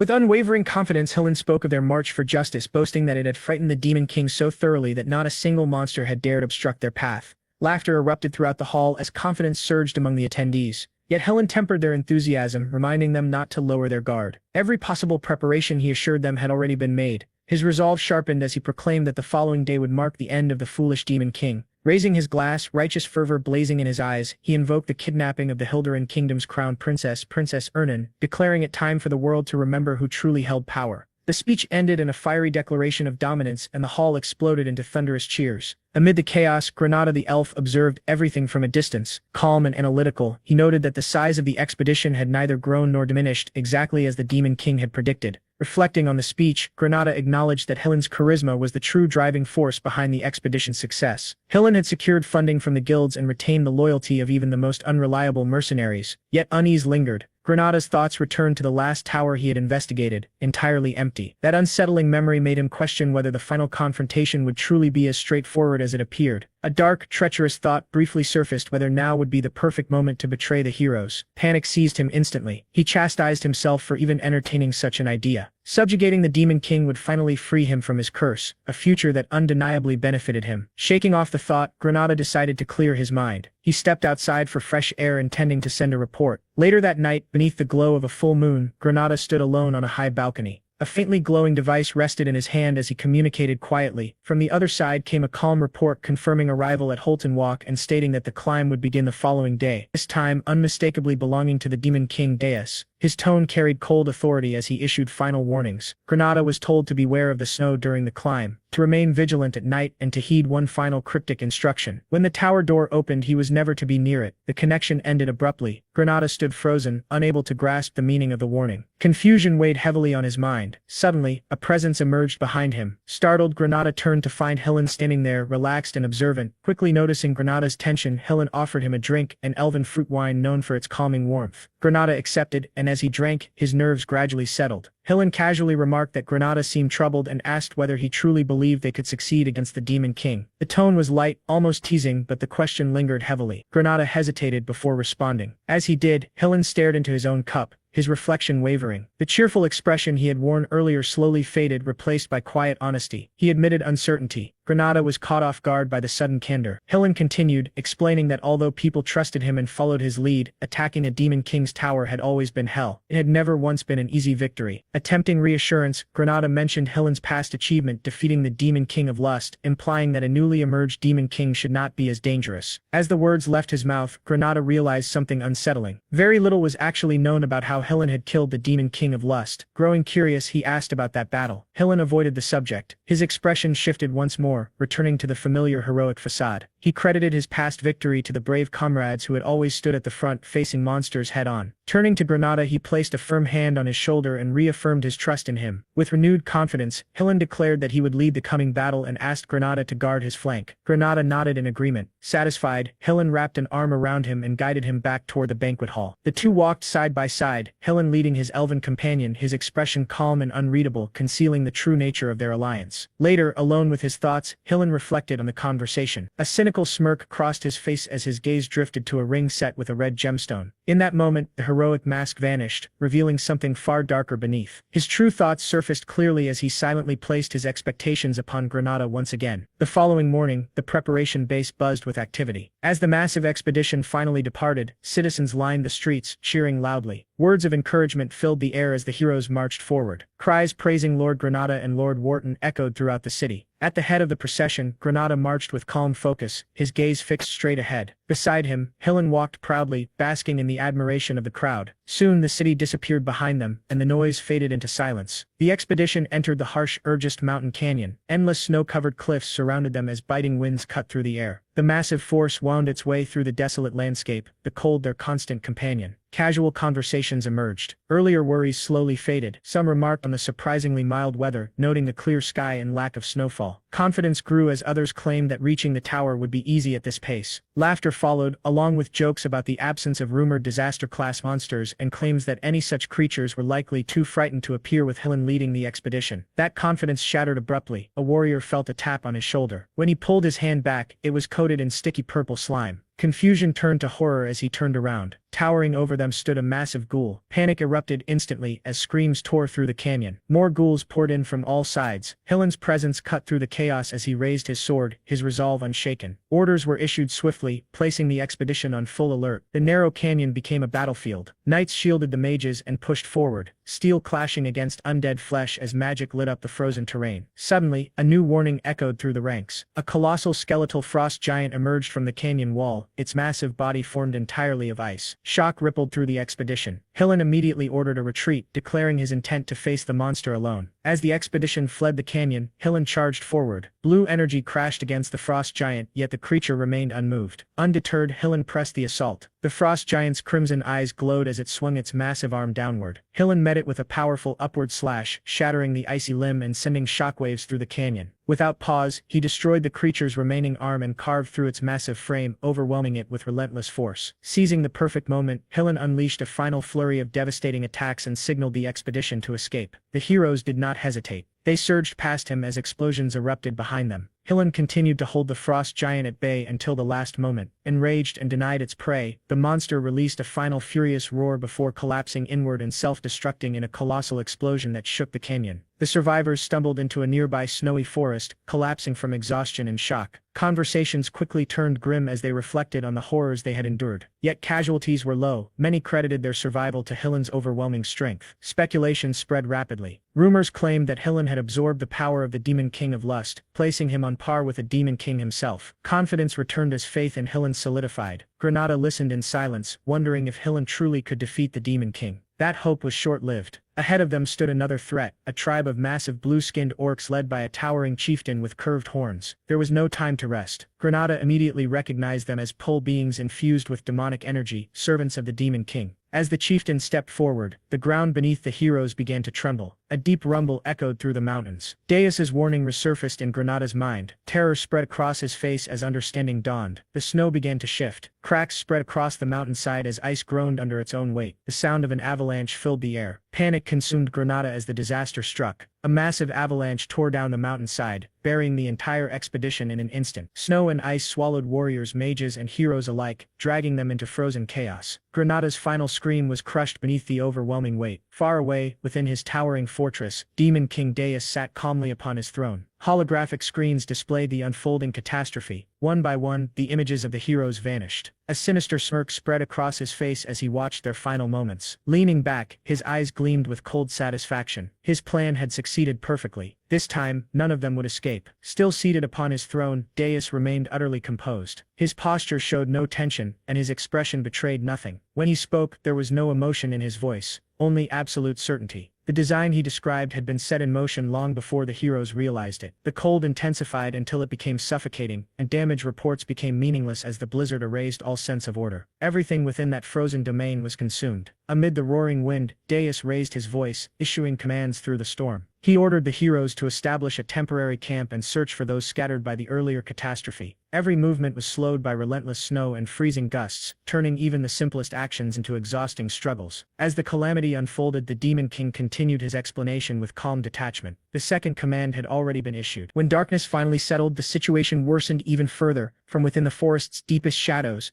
ghoul-type monsters emerged, their forms blending almost perfectly with the snow. Massive forest beasts followed soon after, each heavy step shaking the frozen ground beneath the heroes' feet. One of them froze in place as recognition struck. Realizing that orc monsters had appeared once again, weapons were drawn at once, and the heroes tightened their formation, preparing themselves for yet another battle. From a distance, Granada ground his teeth together. Frustration warped his expression as he mentally cursed the Demon King's recklessness. Events were escalating far faster than anticipated, spiraling well beyond the limits of calculated warfare. At last, the Demon King himself acted. A grim smile spread across his face as he advanced without hesitation. Avalanche by day and monsters by night, the cycle was merciless and unending. Long before the heroes could fully comprehend the true nature of the trap, exhaustion would begin to eat away at both their bodies and their minds. Their collapse was no longer a possibility. It was inevitable. 3 days passed in what felt like a never-ending nightmare. A constant struggle balanced precariously between survival and death. By the time the heroes reached the highest summit of the Urgis Mountains, the toll was undeniable. Their movements had slowed, their breathing had grown heavy, and their strength was visibly depleted. One night, confusion spread when someone quietly pointed out that the Demon King's tower was nowhere to be seen. The realization rippled through the group like a shockwave, freezing them in disbelief. Deus raised his voice, disbelief cutting sharply through his words as he emphasized that a tower was supposed to stand at the summit. Before the heroes could move, a commander stepped forward and halted him. With a firm stance and a restrained but resolute tone, the commander declared the mission a failure, stating that continuing any further would only lead to meaningless loss of life. From that point onward, survival had to take precedence over victory. Dais froze. He turned slowly, shock plainly visible on his face. The response he received was unwavering, tinged with apology yet unchanged. Grinding his teeth, Dais remained silent. 6 days after entering the Urgis Mountains, the Demon King's tower was finally discovered. The moment it appeared, fury erupted among the heroes. When the tower gates were forced open, confidence surged once more through the heroes' ranks. One Knight laughed dismissively, declaring the first floor nothing more than a nest of weak enemies and urging everyone to advance without hesitation. That was when the Demon King spoke. His voice echoed coldly throughout the tower, reverberating from every direction at once. A chilling smile spread across his face as his mere presence became suffocating. The moment the tower doors opened, those who stepped inside were cast directly into hell. Magical cannon constructs materialized across the battlefield, rising into position and completely encircling the heroes. Lightning tore violently through the air, its roar deafening. Dais stared ahead in disbelief as the sheer scale of the threat revealed itself. Any lingering confidence shattered instantly. From within the control chamber, the Demon King observed calmly. This had only been the opening strike. Below, Dais struggled to steady himself. He tightened his grip on his sword and forced his body upright, his breathing uneven. Confusion and rage churned violently within him as nothing he had just witnessed aligned with logic, strategy, or any battle experience he possessed. Through the drifting smoke, Granada emerged. Though visibly shaken, he remained unharmed and reported that he had narrowly avoided the cannon strike. Relief briefly crossed Dais's face. Without hesitation, he pushed for advancing to the next floor. Granada hesitated, carefully studying him now that only the two of them remained. The danger was undeniable. Dais responded firmly, reminding him of his past victory over the Demon King of Lust and the power gained from that battle. Compared to that ordeal, this enemy was not beyond reach. As long as they stood together, victory was still possible. After a moment of silence, Granada agreed, and the two advanced side by side. The second floor was empty. The third floor was no different. Slowly, anger crept across Dais's expression. The absence of enemies felt deeply unnatural. A tower of such scale should have been crawling with monsters, yet there was nothing, no movement, no hostility, not even lingering mana. As Hillen voiced his frustration aloud, Granada remained silent, sensing deliberate intent behind the emptiness. If both floors were completely vacant, then the battlefield itself was being rearranged by a powerful hand. His thoughts inevitably turned to Princess Ernan. Even so, Dais refused to lower his guard. He warned that danger could emerge at any moment and continued forward with measured steps, prepared for hidden traps. When they reached the fourth floor, both stopped in disbelief. Before them stretched a lush forest, vibrant with greenery and arranged like a tranquil garden rather than a battlefield. Granada released a slow breath and confirmed the truth, identifying it as a curse, a spatial distortion created through advanced magic. Doubt crept into Hillen's thoughts as he questioned whether they were even inside the Demon King's tower anymore. Before any answer formed, he noticed a figure standing quietly ahead. His breath caught. A young woman stood there, clad in demonic attire and radiating dark mana. Her appearance was delicate, almost fragile, yet profoundly unsettling. She identified herself as one of the 4 heavenly kings who served and guarded the Demon King, the Dark Spirit Master. Her demeanor was light and playful, as though the situation amused her. Hillen had come to rescue a princess, yet she now stood before him as an enemy. Silence fell over the forest, then realization struck him like a blade. Recognition widened his eyes as despair flickered across Granada's face. The young woman rejected the title of princess and asserted her identity as the Dark Spirit Master. With effortless ease, she summoned dark spirit magic. Hillen's shock deepened as he recognized the spell, a pinnacle of spirit arts that only Princess Ernan could wield flawlessly. Everything connected at once. The nighttime ambushes, the hidden tower, the mono cannons, the empty floors, none of it had been chaos. It had all been strategy, and Princess Ernan stood at its center. Disbelief curdled into bitterness as Dais let out a hollow laugh. Warmth drained from his expression as the truth settled in. The princess he had crossed hell to save had been protecting the Demon King all along. Rage surged violently within him. Before he could act, the space trembled. Dark purple energy erupted across the garden, crushing the ground beneath their feet. The Demon King appeared, his presence warping the air itself as demonic power poured outward. His cold gaze locked onto Dais. The Demon King had finally revealed himself. Resentment ignited deep within Hillen. Realizing how completely he had been cornered, he understood that power alone was no longer enough. He needed more. Turning sharply, he demanded Granada's strength. The ground trembled as the Demon King's gaze shifted. Hillen stepped closer, insisting that they combine their power. Granada hesitated, confusion flashing across his face as he questioned how such a fusion could even be possible. Before any explanation came, his body stiffened. Vitality began draining from his blood. Panic surged as the sensation intensified, his strength bleeding away with every heartbeat. Hillen's expression hardened into something cold and detached. He reassured Granada calmly that everything would be fine as long as he remained by his side. Granada collapsed. The Demon King recognized it instantly. The artifact Hillen revealed exposed the truth, a forbidden relic known as the Elf Eater, capable of converting an elf's boundless vitality directly into mana. Once activated, survival was impossible. Hillen pressed his foot against Granada's face, justifying the act as a necessary sacrifice for the greater good. The Demon King watched in silence, then he smiled. The act was contemptible, disgraceful, and unmistakably human. He calmly noted that removing the ring would instantly erase all borrowed strength. Hillen erupted into manic laughter, convinced that even the Demon King of Lust had failed to take that ring from him. The Demon King responded with a single name: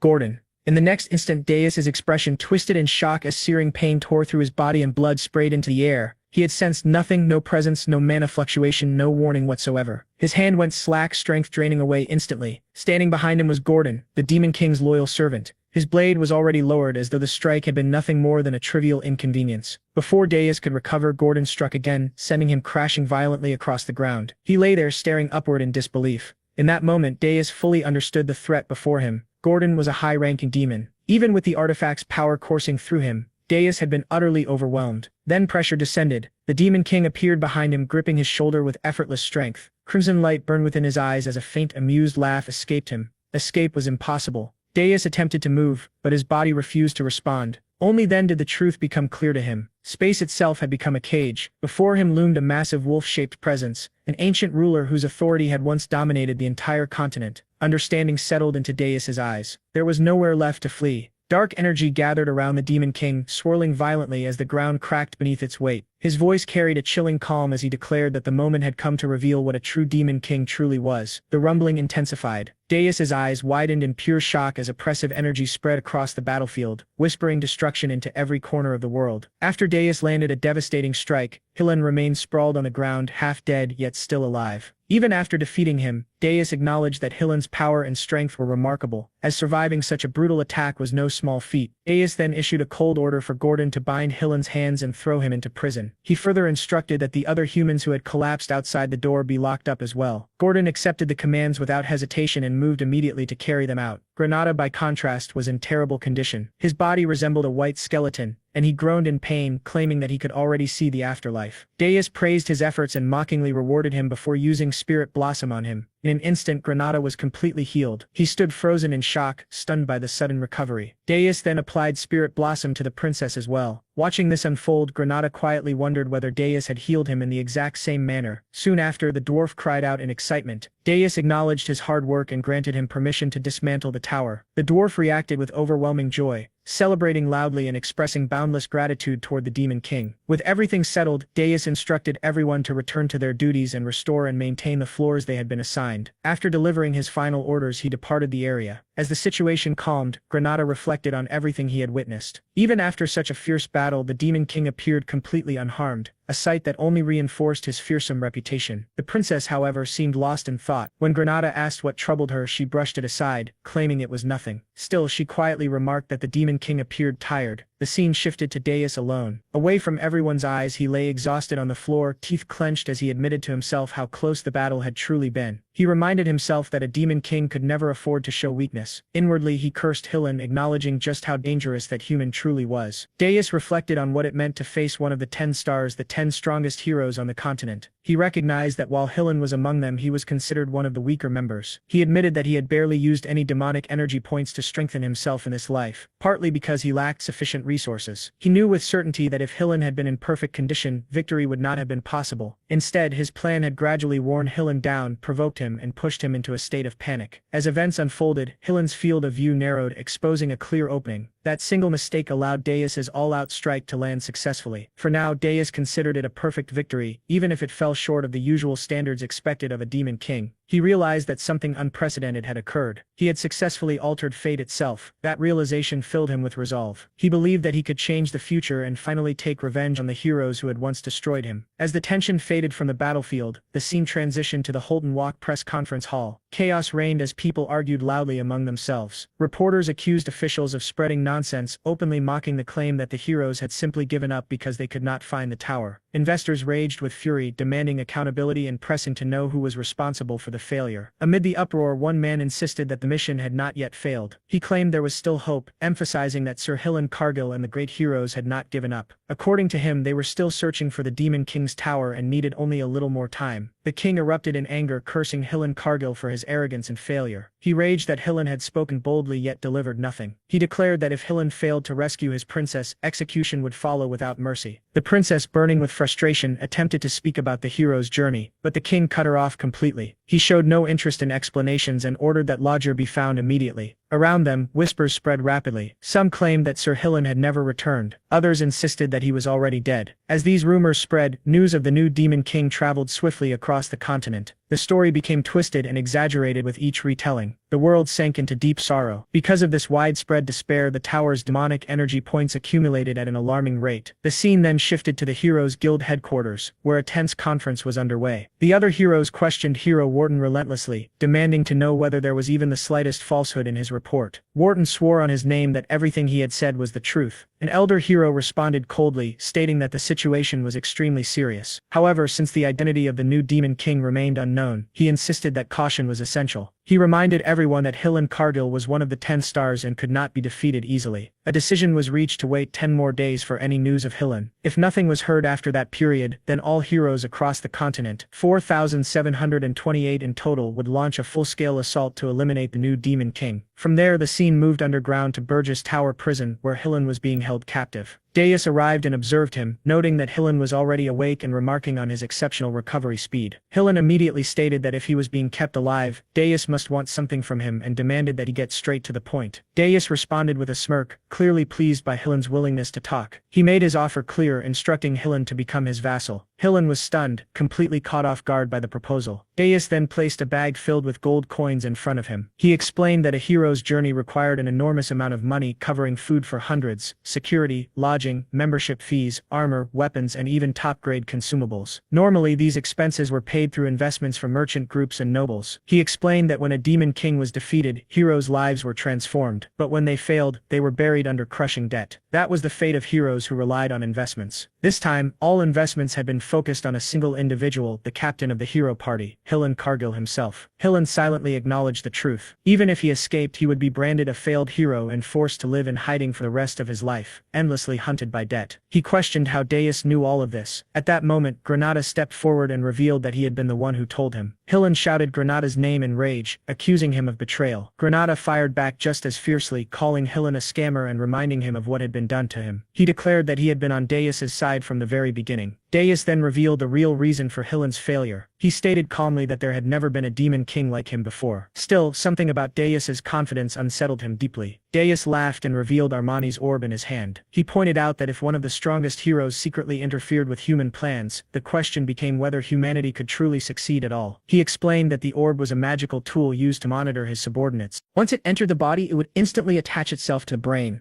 Darius would immediately know if Hillen harbored any hostility toward him. Then it was shown that the rest of Hillen's companions lay scattered across the ground, half dead and groaning in pain as they struggled to move. Hillen desperately tried to stop Darius, insisting that a hero as strong as himself was immune to mind control magic. He believed that the moment the orb entered his body, it would disappear and that none of this was his fault. Granada responded with a grin, explaining that a hero could have their mental defenses dispelled by their own will. Darius reacted with a mocking smirk, making it clear that Hillen's own words had sealed his fate. Enraged, Hillen hurled insults at Darius, calling him a deranged elf and demanding to know if he felt any shame. He declared that Darius should be the one ashamed, accusing him of wasting a precious magical tool, and swore that he would never submit to a Demon King. Ignoring his resistance, Darius coldly silenced him and forcibly made Hillen swallow the orb. Agonizing pain tore through Hillen's body as the magic took hold. Granada observed that Hillen was remarkably tenacious and questioned what would happen if he chose death instead. Darius showed no concern, calmly reasoning that a greedy human who treated his comrades as disposable tools for money would never sacrifice himself. A status window appeared, identifying Hillen Cargill. His equipment was listed as Armani's orb and his status was now marked as a Demon King's vassal. Hillen cursed bitterly as the transformation was completed. The scene then returned to the castle where Gordon addressed Darius. Although Hillen Cargill had been made a vassal, the massive debt of 100,000 gold meant his actions would be heavily restricted. Gordon pointed out that the gold coins previously exchanged for demonic energy points amounted to barely 2,000 gold, a sum comparable to a small nation's annual budget, and questioned how more would be gathered. Darius responded with a confident smirk, stating that it was about time he received a message. When Gordon expressed confusion, Darius clarified that he was referring to the annual gathering of demon kings known as the Unison of Towers. In his thoughts, Darius reflected on his previous life, remembering how he had never attended such gatherings because he found the idea of demon kings banding together repulsive. Yet now he reasoned that the other demon kings had survived in Aryan for a long time and must have accumulated vast amounts of gold and treasure. Gordon reacted in shock, believing that Darius intended to exchange demonic energy points for money once again. In the past, Gordon would have protested strongly, but after confronting the heroes directly, he understood the necessity of Darius's methods. He realized that if they had followed the old standards, they would never have been able to stop the heroes. With no other choice, he accepted this truth and resolved to believe in his demon king. At that moment, news arrived that an invitation to the Unison of Towers had been delivered. Gordon immediately informed Darius. Darius responded with a sly smile, declaring that they would go. He resolved that they would swindle his senior demon kings. Gordon acknowledged the order and pledged his obedience. The scene shifted to the Tower of Lies, specifically the demon king's room on the 13th floor. Darius entered with a faint grin, noting that he hoped he was not late for the appointment. He observed that everyone had gathered early and wondered if there had really been that much to discuss without him. Draxon Doldov, the Beast King of the Wolf Beastmen race, stepped forward and welcomed Darius. Reyna Soldan, the Demon Lord of the Winters and a Frost Demon, remarked that Darius was the one everyone had been talking about. Ugur Belvek, the Demon King of Indestructibility from the Titan race, stated that the fool who had insulted Jason Kochman had already been taken away. Jason Kochman, known as the Devil of Lies from an unknown tribe, also happily welcomed Darius. Darius responded with a smile, internally labeling them as pathetic. He commented on Harmony and questioned whether a Demon King should feel ashamed. In his thoughts, he admitted that he knew this was the right path for Aryan, yet something still lingered in his mind. Belvek suddenly erupted in anger and cursed at Darius, demanding what a newcomer like him could possibly know about Aryan. Darius calmly reflected that by scratching the surface just a little, it was easy to read people. He sensed that Belvek was openly radiating murderous intent. Darius smirked and mockingly called him an idiot, stating that he thought he was the only one in charge there. Belvek's rage intensified as he threatened to kill Darius if that was what he wanted. Darius replied casually, telling him to try if he could. As the two demon kings locked eyes, Jason intervened, reminding Belvek that this place existed for harmony and asking him not to ruin it. In Darius' mind, he noticed that the killing intent of both demon kings vanished instantly. He realized it was not magic and wondered whether it was Jason's power or the power of the tower itself. Darius agreed to proceed. Jason thanked him for his cooperation. Darius considered whether this phenomenon was similar to Mana's ghost, then dismissed the thought as unfounded speculation. He reminded himself not to let his guard down. Jason announced the start of the harmony at the top and declared that everyone could now speak freely. Darius remarked that it was not particularly impressive. Draxon angrily demanded to know from Belvek where Hillen Cargill was now. Darius fell silent and finally stated that Hillen Cargill was. The scene smoothly transitioned to the adjutant's reception room within the Tower of Lies. There, the aides of the Demon King of Beasts and the aides of the Devil of Lies stared coldly at Gordon. One of them questioned whether Hillen Cargill was dead. Gordon, visibly nervous, claimed that he did not know and explained that he had not even come to the top. He guessed that Hillen Cargill might be wandering around Mount Irgist and begged them not to question him further. Another beast scoffed, saying that it made no sense and that the tower should be visible if that were true. Gordon responded that it was not their tower. A different beast remarked that perhaps the rumors were true and mentioned His Majesty the Demon King. Gordon thought to himself that everything was indeed as Darius had said. Darius' earlier instructions echoed in his mind, reminding him that if other officers asked about Hillen Cargill, he was to say that he did not know and to act as a spy. He recalled Darius emphasizing that strict confidentiality was the top priority. Even so, Gordon felt something was strange. He realized that the Demon King had not been wrong. Gordon finally spoke. He suddenly shouted that the devil he served was a rebel, a fool who never listened to anyone. He complained that if left alone for even a moment, that devil would start doing bizarre things and angrily declared that if things were going to be like this, then everything should just be done without him. As the outburst ended, Hillen felt an unexpected sense of relief wash over him, and he could not understand why it felt so refreshing. Hearing Hillen outburst, the remaining beastmen responded with understanding. They expressed that they already knew and truly understood how things were. It complained that all demon lords were the same and repeated the words about their own demon king again and again. As Hillen heard this, tears poured from his eyes. In his heart, he realized that he had truly needed this small moment of comfort.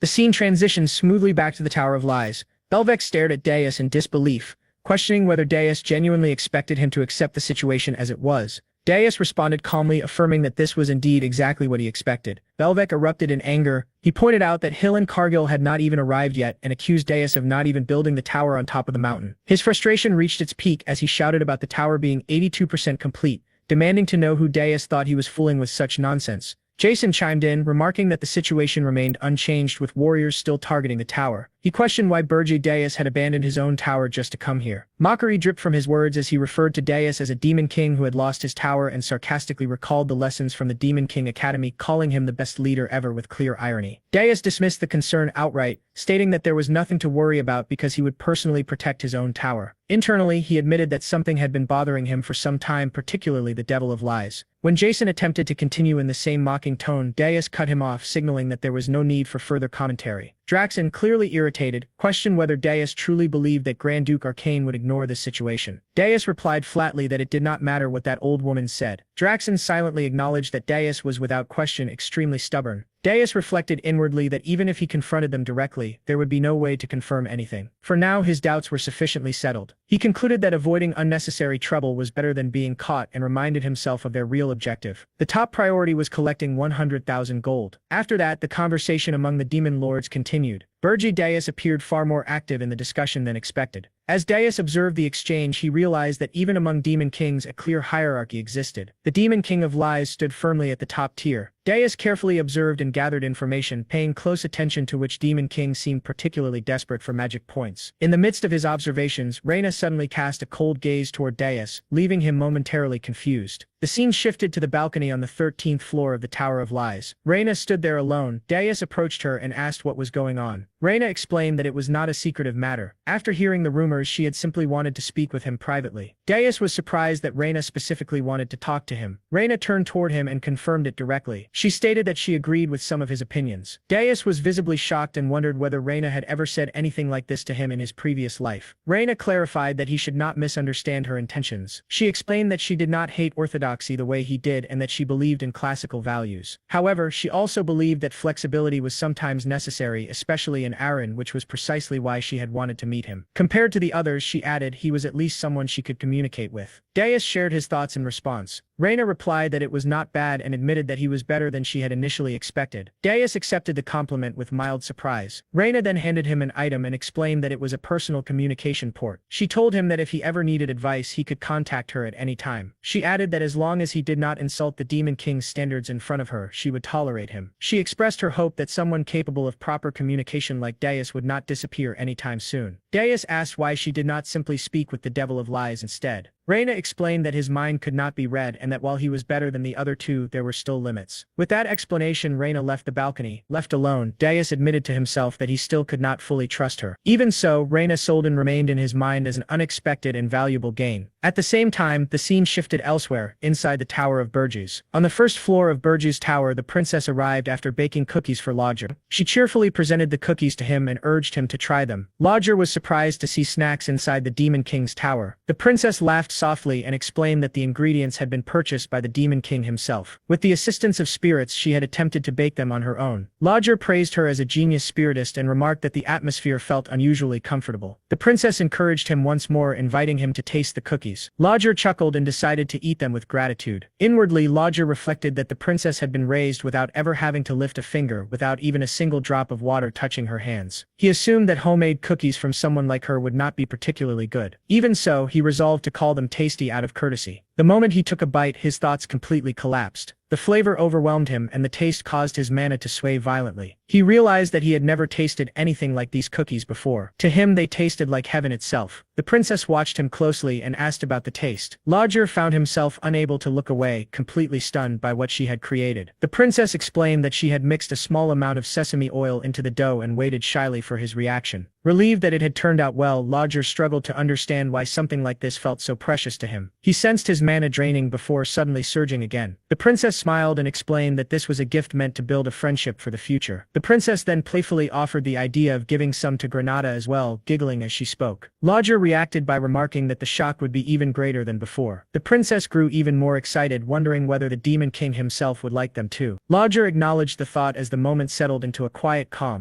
The scene then transitioned smoothly back to Dias, who had just finished his private conversation with Reina and made his way back to the meeting hall. Upon returning, he immediately noticed that the area was completely empty. Dias observed that everyone had already left. Jason confirmed that the Harmony meeting of the tower had officially ended. Dias remarked that it had ended far too quickly. Sensing his tone, Jason offered him a cup of tea, suggesting that he might be feeling some regret. Dias dismissed the notion entirely, making it clear that he felt no sadness over it. Maintaining a calm demeanor, Jason insisted that Dias, as a human, was in desperate need of something essential, and that thing was money. The statement left Dias visibly shocked. Internally, he questioned what Jason truly meant and wondered how he could possibly know something like that. Jason made it clear that pretending was meaningless. He stated that Draxon had already told him everything. The tension in that moment sharply intensified, but Jason dismissed it entirely, stating that there was no need to waste time on meaningless psychological warfare. He immediately moved to the main point and proposed a deal involving demonic energy points in exchange for human currency. Dishers reacted cautiously, demanding to know Jason's true intentions. In response, Jason let out a quiet chuckle and revealed his plan. Aligning himself with Burgess, he expressed his hope that they would maintain a good relationship moving forward, reinforcing his willingness to cooperate and support their mutual interests. With that, the scene smoothly shifted to the first floor of Burgess Tower. Large sacks filled with gold were revealed, sent by Jason as part of their agreement. Dishers immediately gave instructions to take 100,000 worth of gold and move it without delay. Helen stood frozen in shock, realizing that Jason had truly fulfilled his promise. Dishers carefully analyzed the situation, suspecting that Jason might possess the means to track the flow of money. He realized that the worst possible outcome would be becoming nothing more than Jason's puppet. Turning his attention to those present, Dishers explained that everyone who remained had already been transformed into dark knights and dark magicians. He pointed out the individual standing at the center, stating that his name was Ammon, a member of the Golden Moon Merchant Guild, and revealed that he had already been aware of this when the contract was first established. Helen listened silently as Dishers continued speaking. Dishers instructed that the Dark Knights and Dark Magicians of Burgess Tower would be responsible for managing the funds, emphasizing that they would obey his commands with absolute loyalty and without hesitation. At the same time, the Dark Knights and Dark Magicians who had been forced into binding contracts by Dishers were filled with deep resentment. Within their hearts, they silently pleaded for Helen to save them from their current fate. Dishers then stated that the situation was not a complete failure, since everyone was still alive and the debt could still be repaid. From this, the implication arose that they might be able to return to their roles as heroes in the near future. Helen responded with a smirk, suggesting that they should make it work as partners. Dishers' expression immediately darkened. In the next instant, he pressed the orb in his hand, activating the linked orb embedded within Helen's brain. A wave of unbearable agony surged through Helen's body, forcing him to collapse onto the ground. Dishers coldly corrected him, declaring that their relationship was not one of partnership but one of master and slave. The Dark Knights and Dark Magicians felt a grim sense of satisfaction, believing that Helen deserved such treatment. Still trembling in pain, Helen forced out a weak remark, attempting to mask his suffering by saying that he had not realized Dishers took pleasure in such cruel games. Dishers showed no reaction to his words and emotionlessly ordered everyone to disperse and carry out their assigned tasks. As the scene progressed, the princess appeared and handed Helen a letter. She instructed him to deliver it to her sister. Helen realized that she was referring to Elena, the 13th princess of Hilderin, and responded by acknowledging her request and accepting the task. Later on, Gordon voiced his concern to Deus. He clarified that it was not a matter of distrusting the Demon King, but rather doubt about whether the hero would truly follow orders properly. Deus responded by explaining that Hillen Cargill was not a simple materialist who only sought money. He noted that although it might not seem obvious at first glance, the vulgar greed typical of humans who only chase wealth was not present in Hillen.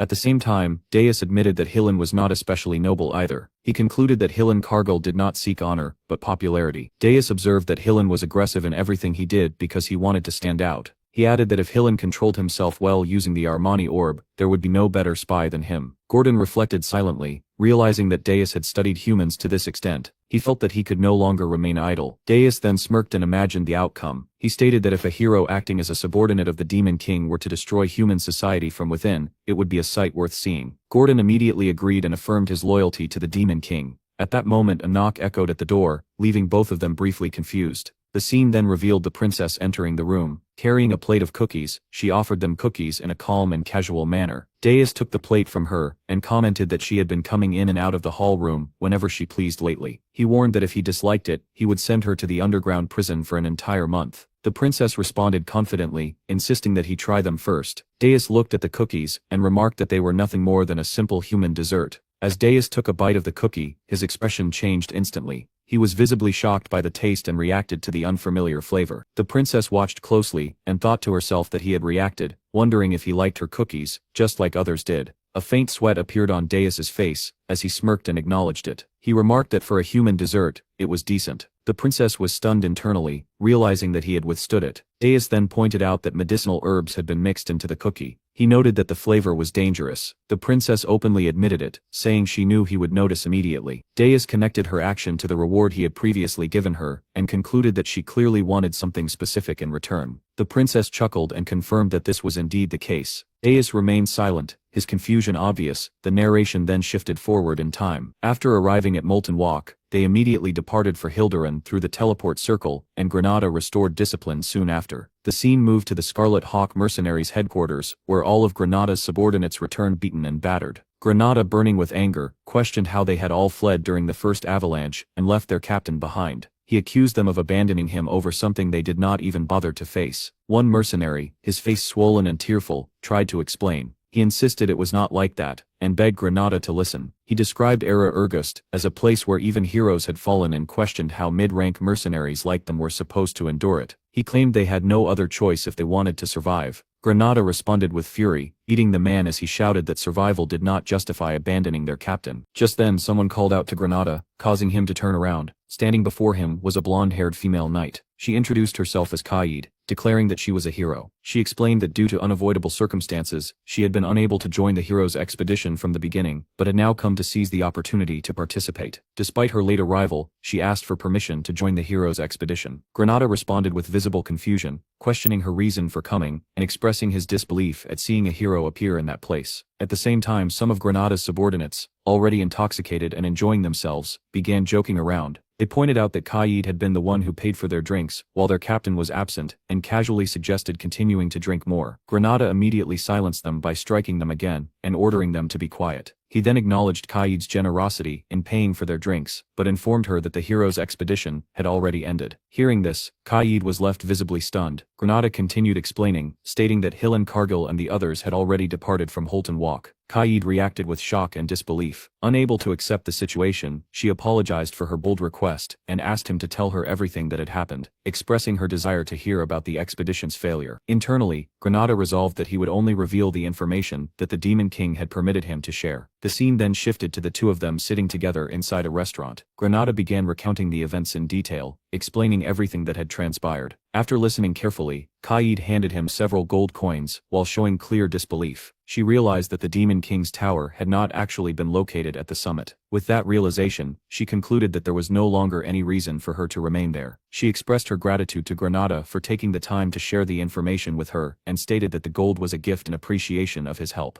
After conveying her thanks, she stood up and left. After her departure, Granada's subordinates spoke dismissively, describing her as an inexperienced hero who lacked understanding of the world. They remarked that it would not be surprising if she were eventually betrayed. He then silently watched the knights as they departed, carefully observing everything that had taken place. The scene shifted to Holt Walk. Inside a quiet and deserted alley, Kaid arrived and announced that it was time to return, explaining that the princess's fiancé was waiting. In response, the princess firmly rejected the suggestion, expressing her refusal to return, and declaring her determination to live as a hero instead. Granada secretly observed the entire exchange from his hiding place. Driven purely by curiosity, Granada noticed the shadowy figures moving silently as they walked. Their faces were concealed behind masks, making it impossible to read their expressions. He realized that the hero in question was actually the princess herself. He understood that matters concerning the kingdom were not something he should interfere with. At that moment, a knight suddenly appeared and stopped Granada, pressing a sword against his throat. Granada immediately began sweating as fear and tension overtook him. The knight demanded that he reveal his identity, accusing him of spying. The knight further pointed out that Granada was using suspicious magic. Panicking internally, Granada realized that the item in his possession was a magical artifact given to him by the Demon King. He understood that if he were captured, his identity as the Demon King's subordinate would inevitably be exposed. The knight's expression grew colder and more menacing as he concluded that Granada was a spy from another realm. With that judgment, the knight declared his intention to execute him. Overwhelmed by fear, Granada thought of the Demon King. He realized that he had chosen the wrong place to hide. His thoughts raced frantically as he struggled to determine what action he should take next. Granada was suddenly spotted by a knight, and the instant their eyes met, he immediately turned and ran. He sprinted toward the palace entrance, as loud shouts erupted behind him. The knights raised their voices in alarm, shouting that an assassin had appeared, their cries echoing throughout the area, as they warned each other not to let him escape.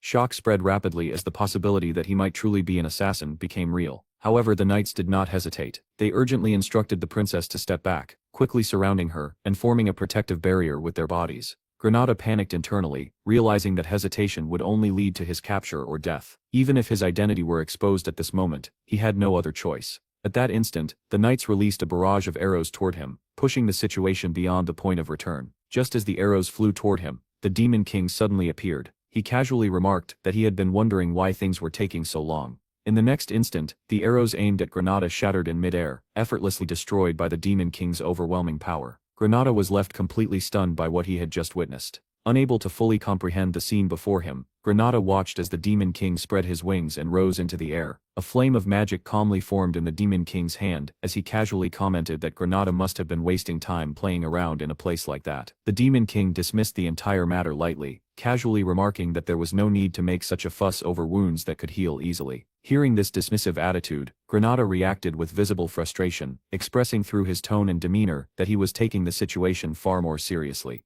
Panic spread among the knights as they shouted in unison, reacting as if an unimaginable enemy had descended upon them. They immediately assumed that the Demon King had come for the princess and believed he intended to abduct her as part of some dark sacrifice. She urged the knights not to hesitate and declared that this was their opportunity to capture the Demon King. She ordered them to attack without concern for her well-being. The Demon King turned his gaze toward her, showing a brief hint of surprise as he realized something he had not previously known. The knights reacted with disbelief, shouting angrily as they rejected what they were seeing. Confusion spread among them as they questioned why the Demon King would appear in such a place. The Demon King remained calm, explaining that his presence there was merely coincidental, as he had been running an errand nearby, transitioning smoothly to an earlier point in time. Inside a quiet tower, the Demon King was shown sitting calmly while listening to the princess. She expressed her request, stating her desire to obtain senile powder. The Demon King immediately understood the meaning behind her request. He recognized that senile powder was a substance used to assist in forming contracts with spirits. The princess confirmed this understanding with a gentle smile, making her intentions clear. She then began recounting a story from hundreds of years ago. Long ago, an elf named Sel had returned to the human kingdom, where the king gave her a specific command. He had wished for humans to be able to form contracts with spirits more easily, and so Sel was ordered to develop a substance that could aid in that process. Through long years of effort and research, the substance later known as senile powder was eventually created.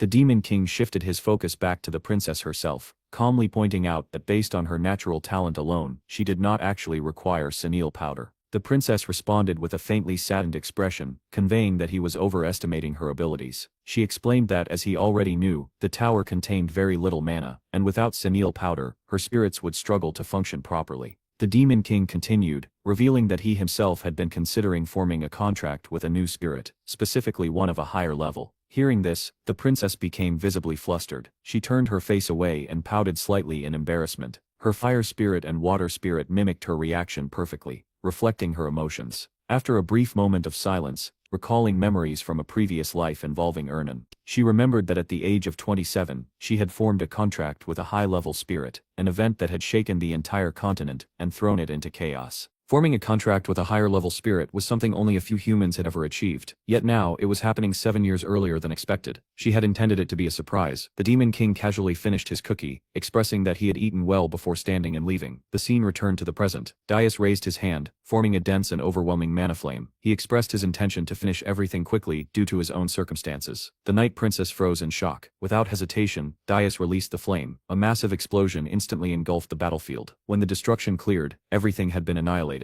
Yet the Night Princess remained standing. A powerful green aura flowed from her body. The Demon King stared at her in surprise. Ignoring the Knight's warnings, she charged forward and attacked. She declared that a warrior's aura could destroy demons and expressed that warriors were the natural enemies of the Demon King. She rejected her life in the palace, declaring the battlefield as her true place. She unleashed Jesbine's highest swordsmanship, the Crescent Slash. The attack detonated the air and surged toward the Demon King. As she fought, she reflected on her past. She had been treated as insignificant, someone easily discarded for political gain. Despite that, she endured brutal training to be acknowledged as a warrior. She believed defeating the Demon King would finally earn her recognition and freedom. With that resolve, she risked everything. In response, the Demon King calmly gathered aura and instantly shattered her sword. She froze in shock as the fragments scattered. A dark red aura erupted from his body as he rose into the air, completely dominating the battlefield. His presence overwhelmed her, filling her with fear. He mockingly expressed that someone who was both a princess and a warrior could be useful. Fear consumed her. The knights immediately rushed forward, placing themselves between her and the Demon King. The Demon King released another massive explosion. His aura engulfed everything. Minutes later, silence remained. The battlefield was completely destroyed. The ground was torn apart, and knights lay motionless. Two healers soon arrived. Seeing the destruction, they immediately realized a demon was responsible. They found an injured knight, and desperately tried to keep him conscious. With his remaining strength, he mentioned the princess and the Demon King. The healers froze in shock. The scene then shifted to the dungeon of the Tower of Burge. In the dungeon, the Demon King brought the unconscious warrior princess. Her body was covered in bruises and wounds from the battle. Another princess examined her carefully and wondered if she was Senial. The Demon King corrected her, stating that she was Princess Cuddy Jespine, the 9th princess. He declared that she would now live on the 4th floor of the tower, and instructed that she be treated properly, concluding that she would be useful if raised well. The princess agreed, but asked why another princess had been brought. The Demon King casually explained that he found her along the way and picked her up, adding that kidnapping royalty helped him gain magi points. When the princess asked what magi points meant, the Demon King immediately realized he had nearly revealed a secret. He denied it and claimed she had misheard him. He then changed the subject and stated that he would bring her Senial powder. As he left, he internally reprimanded himself, reminding himself that he was the Demon King and she was only a prisoner. Soon after, news spread across the continent that the 9th princess of the Jespine Empire had been kidnapped. The scene shifted to the Hero Guild headquarters. Hillen stood at the center while the heroes questioned him. One hero confirmed that Hillen was telling the truth. Hillen lowered his head and admitted his failure to locate the Demon King's tower, accepting responsibility. Another hero reassured him, expressing that no warrior should be blamed for such an outcome, since doing so would discourage future leaders. Hillen felt relieved and expressed his gratitude. At that moment, new information arrived. A hero reported that during the retreat, the Demon King had kidnapped the 9th princess. The Jespine Empire had requested the raising of the warrior's banner. Hillen spoke, expressing regret and proposing a reconnaissance mission instead of immediate war. He reasoned that a truly powerful Demon King would not hide, and secrecy suggested weakness. The heroes agreed with his logic and supported his proposal. A senior hero then declared that full-scale war would be suspended until the tower's location was confirmed. Hillen bowed and silently wondered if this outcome had been part of the Demon King's plan, realizing he had successfully bought time. The scene returned to the Demon King, who reviewed Hillen's report and instructed him to continue observing. He admitted to himself that without Hillen's actions, the warriors would have already launched an attack. He considered recruiting them one of his best decisions. Outside, Hillen and Granada used their influence to delay the warriors further. Meanwhile, the Demon King continued his plans, focusing on accumulating demonic points through kidnapping royalty. His resources steadily increased. He also prepared to use the powerful Armanis beads as an energy source. The dwarves reinforced the tower, making it nearly impenetrable. Krutu's power grew through contracts with high-level spirits, including Princess Ernan. The Demon King concluded that even elite warriors would not be able to defeat him. With the tower nearing completion, his thoughts turned to revenge. He aimed to take revenge on the warriors who had killed him before. His target was Amur, the city of magic and engineering. His goal was to seize it without being detected. The scene then shifted to the kingdom of Akan, to the great city of magic and engineering, Amur. On the outskirts of the world's largest magic market stood a small and unremarkable shop known as Jettison's Paradise. Inside, the shopkeeper sat lazily behind the counter, casually flipping through a newspaper. His expression gradually grew dull as boredom overtook him, and he released a weary sigh. While reading, his mind wandered to the latest rumors spreading across the continent. He recalled reading that the 9th princess of Jespine had been kidnapped immediately after the hero expedition ended. He also reflected on the growing anger directed toward the Hero Guild and their continued inaction. The newspaper further reported that a hero named Logir was now being hunted. After absorbing all of this information, the shopkeeper quietly muttered to himself, expressing that these events truly made it feel like the end times were approaching. Suddenly, the bell above the door rang, announcing the arrival of a new customer. The Demon King stepped inside. The seller immediately set aside his newspaper, straightened his posture, and greeted the Demon King with an overly bright and friendly smile. He welcomed him enthusiastically, and asked if there was anything specific he was searching for. The Demon King, however, paid little attention to the seller's exaggerated enthusiasm. His gaze swept across the dusty and run-down shop with clear disinterest. He finally spoke, stating that he was looking for some powder and asking whether it was available. In his thoughts, he recalled that the princess had personally asked him to bring this powder for her. Upon hearing the request, the shopkeeper's mood shifted instantly to excitement. His eyes sparkled as he proudly declared that they absolutely had it in stock. He began speaking with excessive cheer. The narration then further explained the setting. The kingdom of Akan was known as the sacred land of magic engineering, attracting heroes, mages, and alchemists from all across the world. Because of this, famous shops were constantly filled with powerful individuals. Even when demonic energy was carefully concealed, the risk of being detected in such crowded places remained high. This was precisely why Dimius had deliberately chosen this quiet and isolated shop with almost no customers. The shopkeeper then eagerly held up 2 glass vials filled with sin powder. Laughing loudly, he cheerfully declared that the Demon King was extremely fortunate today. He then picked up one of the vials and examined it carefully. He observed that sin powder was normally green, and questioned why this one was purple instead. The shopkeeper laughed and explained that this was a newly developed version. Lowering his voice, he revealed that it had been secretly created inside the Mage Tower, and had not yet been officially released. The seller continued his excited explanation, emphasizing that this new sin powder had not yet entered the public market.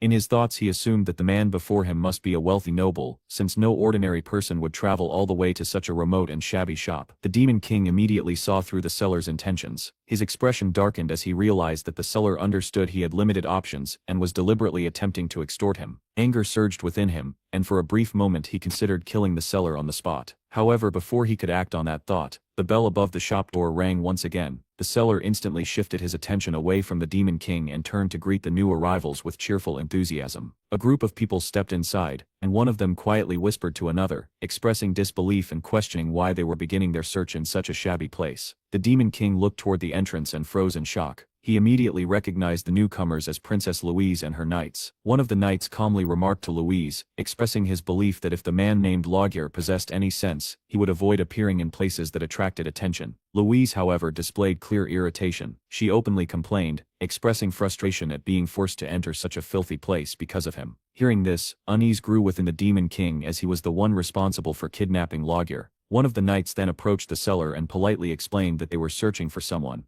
Meanwhile, the Demon King carefully observed Louise. He studied her sharp temperament, her rough tone, and most notably, her distinctive twin tails. He became certain that she was Louise Werft. At the same time, he reassured himself internally, reminding himself that she would not recognize him since he had used a magic item to conceal his identity during their previous encounter. The seller laughed awkwardly, and told the knight that he understood they were searching for someone. Then, in a strange and absurd claim, he stated that he suffered from a peculiar condition, explaining that his memory would fail him if he did not sell anything first. The knight reacted with visible confusion and shock at such a bizarre statement. Louise immediately responded with fury, expressing her anger through harsh insults directed at the seller. In the next instant she stepped forward and pressed her sword dangerously close to his neck. He screamed in panic, reminding them that murder was forbidden in the royal capital and begging desperately for his life. Trembling uncontrollably, he pleaded that if they were going to threaten him, they should at least buy something first. Staring at him in disbelief and expressing that he had completely lost his sanity, he expressed his willingness to accept any punishment they chose, as long as they agreed to buy something first. Hearing this, the Demon King remained stunned in silence. Even Louise herself appeared momentarily surprised. She stared at the seller briefly, visibly taken aback by his boldness. Then, unexpectedly, she burst into laughter. Rather than remaining angry, she expressed amusement and commented that the man was surprisingly interesting. Deciding that she was willing to see what he had to offer, seizing this unexpected opportunity, the seller quickly changed his approach. He immediately renamed the sin powder and presented it proudly as arch powder. He confidently claimed that it was an extremely valuable item, particularly useful for dwarven masters. Without hesitation, he declared that its price was 3 gold coins. Watching this unfold, the Demon King felt his anger intensify.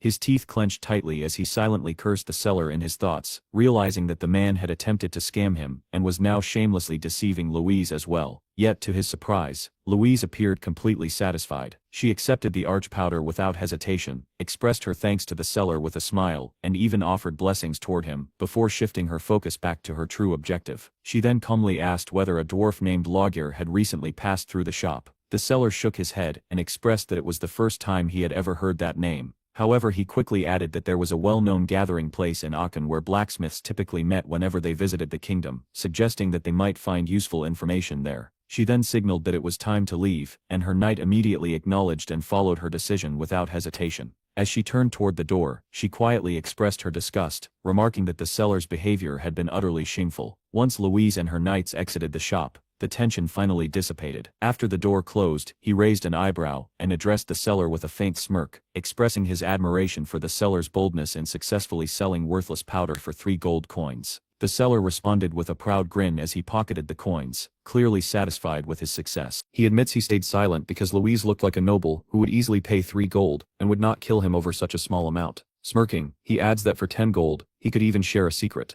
The Demon King internally calls him a scammer, but finds his boldness amusing. Leaning closer, he tells him to go to the Golden Moon Merchant Guild and say he was sent by the mountain, assuring he will be accepted. The seller is confused and questions why someone would associate with a nearly bankrupt guild. The Demon King smirks and reveals the truth. The woman he scammed was Louise Werft. The seller freezes. His hands tremble, the vials fall and shatter, and his face turns pale in terror. He realizes he scammed the infamous Mad Dog Princess. Panicking, he demands to know what the Demon King wants. The Demon King calmly places 1 gold coin on the counter and repeats his answer. Join the Golden Moon Merchant Guild, where the monthly salary is 1 gold. Smirking, he warns that if he refuses, he will bring Louise back. Terrified, the seller begs for his life. But suddenly, his fear vanishes, replaced by a mocking grin. He angrily orders the Demon King to leave, daring him to bring Louise back, and scoffing at the idea. The Demon King leaves without another word, muttering that things will go as the seller wishes. He goes straight to Louise and tells her everything. Hearing she was scammed, Louise explodes in fury, and storms back to the shop. Inside, the seller sees Louise return and breaks completely. Outside, the Demon King examines the vial, and realizes even the poorest shops sell proper sin powder, silently cursing the seller's shameless greed. Louise approaches and thanks him sincerely, saying she recovered her money because of him. He politely asks what she did to the seller. She clenches her fist and admits she could only teach him a small lesson in a foreign country, muttering that she should have ripped his heart out. One knight tries calming her, surprised at her rage. The Demon King grows uneasy, reminded how dangerous and eccentric she is. He quickly changes the subject and asks about Lager. Louise immediately brightens and eagerly confirms he is a blacksmith, asking if he knows him. The Demon King shows a necklace and asks if it belongs to Lager. The knight instantly recognizes it as Lager's early work. The Demon King fabricates a story, claiming he met Lager 2 months ago in Ormouth, helped him while starving, and received the necklace in gratitude. Louise grips the necklace tightly, trembling with emotion. She admits she owes him again, and wishes she could host him properly, making the Demon King uneasy. She hands him an emblem, saying it can be exchanged for the best equipment in the Dwarven Kingdom. He accepts it calmly. Louise and her knights leave.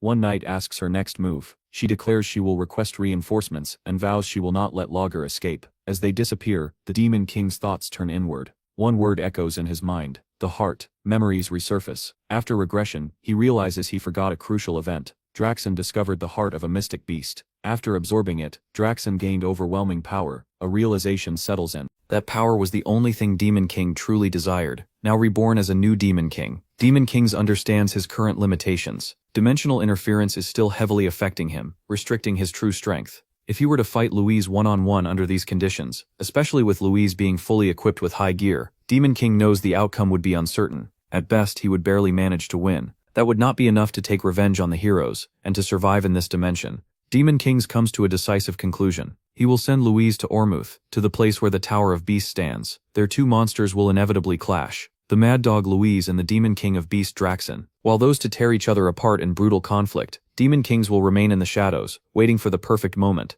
And when the battle ends, he will claim the prize for himself. Deep within the Rainforest Kingdom, the scene shifts once again. The dwarf princess pushes through the dense jungle as her armor brushes against thick vines while her companions follow closely behind. One of the dwarves rushes toward her urgently and reports that airborne officers have delivered an ultimatum. An anonymous source demands that they withdraw immediately. Yet she does not slow down, and her eyes burn with determination as she answers firmly that she still has not found him. Continuing deeper into the dark forest without any intention of turning back, cold sweat rolls down the dwarf princess's face while her subordinate urges her again, warning that they must inspect only the areas permitted by the anonymous order. Yet she clenches her teeth as anger overpowers her hesitation, and she declares that there are still places she has not searched. Then her gaze suddenly locks onto Beast Mountain standing in the distance, and she freezes for a moment in disbelief. Even the domain of the Beast King is considered forbidden and dangerously beyond reason. A dwarf calls out desperately to stop her, but she continues walking forward without hesitation, confidently declaring that it will be fine because no one can touch her. Sweat soaks through her armor, yet excitement burns brightly in her eyes as she laughs sharply and declares that someone dared to challenge her,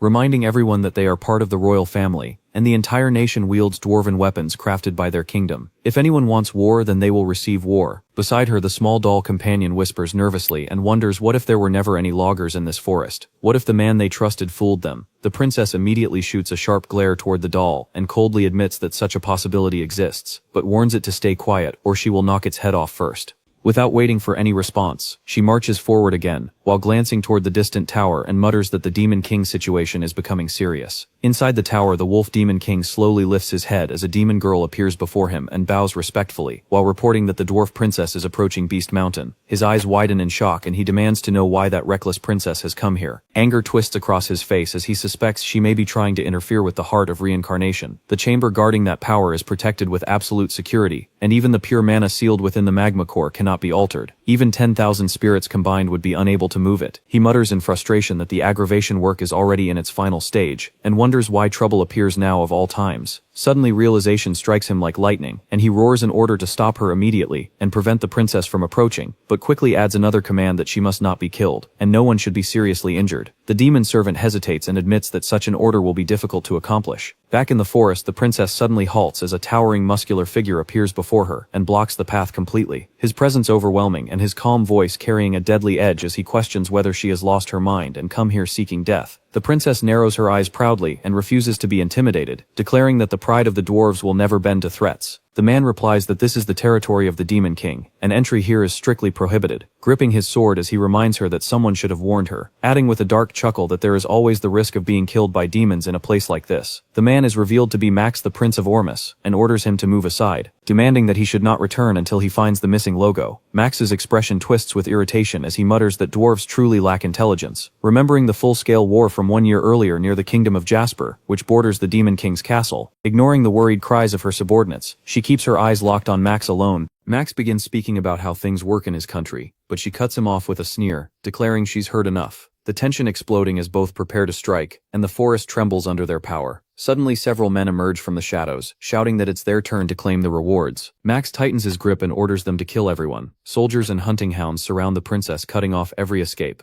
while Max declares they will all die for the prosperity of Ormus. Rage surges from the princess as she raises her massive axe and shouts at them for daring to challenge her. In the distance, thunderous demonic gallops echo. Inside the tower, the Wolf Demon King roars in disbelief, realizing Ormus' forces intend to kill the princess and frame him, triggering a full-scale offensive like 200 years ago. Monstrous demons are dispatched instantly, as he grimly resolves the princess must survive. Back in the forest, blood and violent mana stain the battlefield, as Max's allies cut down dwarves with precision, chaos reigning until a golden shield flares around the princess. She shouts for her soldiers to be released while a wounded dwarf pleads that the enemy advantage is overwhelming and they cannot win head-on, urging her to escape while they clear a path. Her teeth clench, fury burning as she declares she'll smash everything herself, ignoring the doll's plea to calm down. Max raises his weapon, mana blazing, sneering that she hides behind a shield like a turtle. Suddenly violent purple energy explodes before him, blinding and overwhelming. He freezes in shock, wondering if the Beast King's subordinate has arrived. A dark purple aura intensifies above them, and a cold voice echoes declaring the Ormus attack was never part of the plan, and humans are unpredictable. Max's eyes widen as he realizes the being before him is no mere beast or demon. At the same moment, both Max and the princess tremble under the Demon King's suffocating presence. Pierce Doss appears with a mocking smile and coldly orders the Princess of Ormus to die, activating his equipment magic tool with an unyielding expression. Someone shouts that high-level demons have appeared. At the same time, the Demon King releases a monstrous aura, the suffocating energy pressing down like a physical force, wrapping around Max and binding him completely. He struggles in shock, shouting in confusion as the crushing pressure freezes him in place. In that exact moment, Princess Louise Vert flashes forward with unstoppable speed, closing the distance in the blink of an eye, ready to strike.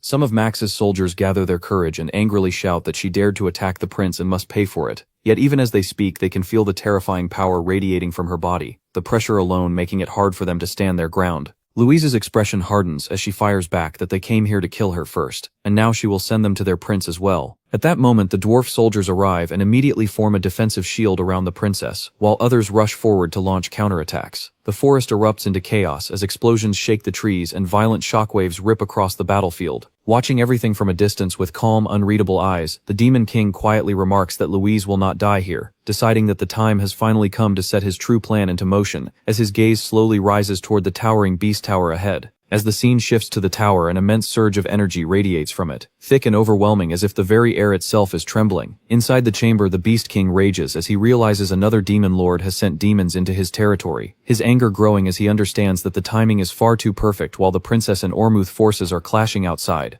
Determined to see the situation for himself, the Beast King rushes to the battlefield and immediately demands to know what happened to the dwarf princess and the invading demon. His soldiers nervously explain that by the time they arrived the princess was already surrounded by Ormuth troops, a report that only worsens his anger as a troubling thought enters his mind, that the same great war from 200 years ago might begin again. But when the scene shifts back to the battlefield, the truth becomes clear. Princess Louise is already cutting down every enemy before her in a brutal and unstoppable assault. Not a single soldier able to stand against her, while even her own troops shout desperately for her to stop before the battle turns into pure slaughter. Back with the Beast King, the soldier lowers his head and finishes the report saying the princess solved everything herself, and they were unable to help. Hearing this, the Beast King snaps in irritation and tells them not to confuse him like idiots. In his anger, the Beast King strikes the soldier. The man instantly drops to his knees and bows repeatedly, while apologizing again and again, his entire body trembling beneath the overwhelming fury. Soon more soldiers arrive accompanied by several powerful beasts. One of them hesitates before nervously reporting that Prince Max was killed by the dwarf princess. Another soldier quickly asks what should be done with the remaining Ormus warriors, clearly waiting for the Beast King's permission before taking any action. The Beast King remains silent for a moment, his expression dark and calculating, as he carefully considers the situation in his mind. Finally, the Beast King turns toward his soldiers and gives a firm order to send them alive, explaining that these men must provide their statements properly, so he will not be falsely accused. Then he looks toward the rest of his troops and sharply asks whether they have found the demon who invaded his territory. The soldiers hesitate before answering that they are still searching, their voices trailing off awkwardly. Hearing this, the Beast King grabs his head in frustration and calls them pathetic, saying that not only their heads but even their noses are useless. His anger burns fiercely, but soon his expression shifts into deeper thought. If it is a high demon that specializes in stealth, then it is no surprise these fools cannot detect it. He narrows his eyes and mutters that it has been a long time since he has faced a situation like this. Then he activates a technique known as sensory super-maximization, a powerful method that heightens the senses by concentrating magic directly into the sensory organs. By mastering this technique, even the faintest traces of stealth magic can be detected. After a moment he senses it, faint traces of an unfamiliar demon lingering in the area. His expression darkens as a thought crosses his mind that perhaps that bastard had chased the dwarf princess. Immediately he turns to his soldiers and demands to know which direction the dwarf princess ran. One soldier quickly points and answers that she went that way, but before the sentence can even be finished, the Beast King vanishes from the spot and rushes forward with incredible speed, his furious voice roaring through the forest as he curses the Demon King. In that instant, the Beast King suddenly understands everything, his eyes widening as the truth pieces itself together inside his mind. It was all about the dwarf princess and Prince Ormus. Even exposing the magic was part of the plan. Everything was meant to lure him away from the volcano. Rage surges through him like wildfire as his aura erupts violently, and he races toward the mountain, the ground cracking beneath his steps while the wind howls around him as he moves. The scene shifts deep within the Beast King's territory, inside a massive cave hidden near the volcano. Numerous beast warriors guard the area heavily, while bear demons carry materials back and forth with urgency and discipline. The entire place feels like a secret operation moving in perfect coordination. Then the view moves deeper into the cave, where the Demon King himself has already arrived at the hidden location. Standing before a massive pool of extraordinary lava while observing it carefully, the molten flow glows unnaturally as it radiates a strange and powerful energy. He quietly mutters that this is no ordinary lava, and that the energy of return is being transmitted there. No matter how tough Draxon was, it would have been impossible for him to jump into it, meaning the lava must have been secretly constructed to drain it, though he calmly adds that he does not mind at all. As he speaks, dark energy begins rising around his body while mysterious abilities awaken within him. He calmly explains that the black flame dragon's scales are capable of moving even within lava. Just then, someone senses his presence. A tiger demon, sharp and alert, instantly locks onto him and launches a full-force attack without hesitation, his weapon infused with all his strength as he strikes with deadly intent. Yet the Demon King simply raises one hand and stops the attack effortlessly, the weapon unable to move forward even a single inch. Without even looking troubled, the Demon King calmly remarks that at such a distance it was inevitable. A high demon would eventually discover him. The tiger demon bares his fangs and angrily shouts for him to stop right there. But before he can react further, the Demon King coldly tells him that he should come with him. With those words, he drags the tiger demon along and leaps straight into the massive pool of lava. As they plunge into the burning molten depths, the tiger demon's screams echo throughout the cavern, while his body is instantly destroyed by the intense heat without leaving a single trace behind. Yet the Demon King remains completely unaffected, as the black dragon scales covering his body protect him from the devastating heat, the molten fire sliding across his body as though it were nothing, while he continues descending deeper into the blazing depths. He often wondered what kind of recovery ability he had truly obtained, a faint smile appearing on his face as the memory returns. Then far below within the depths, something finally appears, a phoenix whose presence radiates immense power even within the lava itself. The Demon King recalls that during his time as a Demon King cadet, the existence of the phoenix had been confirmed across multiple dimensions, the phoenix capable of transcending dimensions ranging from divine beings to entities that rule their own realms as ultimate destroyers, the scale of its power differing greatly depending on its form. However, there was one thing all records shared in common. Every demon lord who completely absorbed a phoenix became powerful enough to have their name engraved in the history of the demon world. A quiet satisfaction appears on the Demon King's face, as he softly thanks Draxen in his mind, saying that because Draxen absorbed the phoenix in the previous life, he is now able to stand here. The one power he always envied finally within reach, and in this life he will make sure to write his own legend with it. The Demon King slowly stretches his hand forward, and an overwhelmingly powerful light burst from his palm. The radiance so intense that it illuminates the sky and the surrounding mountains even from far away. Seeing the blinding light in the distance, the Beast King's expression twists with shock and rage, as he roars in fury while demanding to know who discovered his phoenix, his mind racing through possibilities as he briefly considers Deus, but quickly rejects the thought because that man would never move without a clear benefit. In the next instant he arrives at the entrance of the cave, where the guards stammer nervously as they try to report the appearance of a demon. But the Beast King pushes past them without hesitation and orders everyone to stay back while he strides deeper inside, muttering to himself that Ugar lacks the intelligence to plan something like this, and Rena from the Snow Demon tribe could not approach the Phoenix because of its fire attribute, leaving only one possible explanation. He suddenly turns toward his soldiers and sharply demands whether they are safe. One soldier hurriedly explains that earlier the tiger demon suddenly jumped into the lava. The Beast King immediately snaps in disbelief, saying that such a thing is impossible, yet the trembling soldier continues and explains that the tiger claimed he was going to steal it. At that moment someone shouts that the Demon King is inside, and that it is dangerous, an immense light pouring outward from deep within the cave,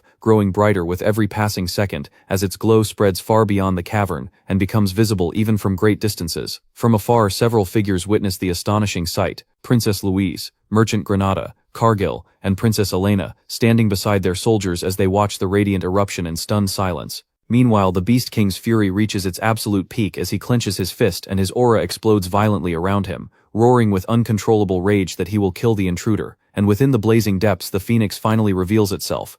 Deep within a dense forest, a sharp, unnatural sound echoed briefly before fading, leaving silence.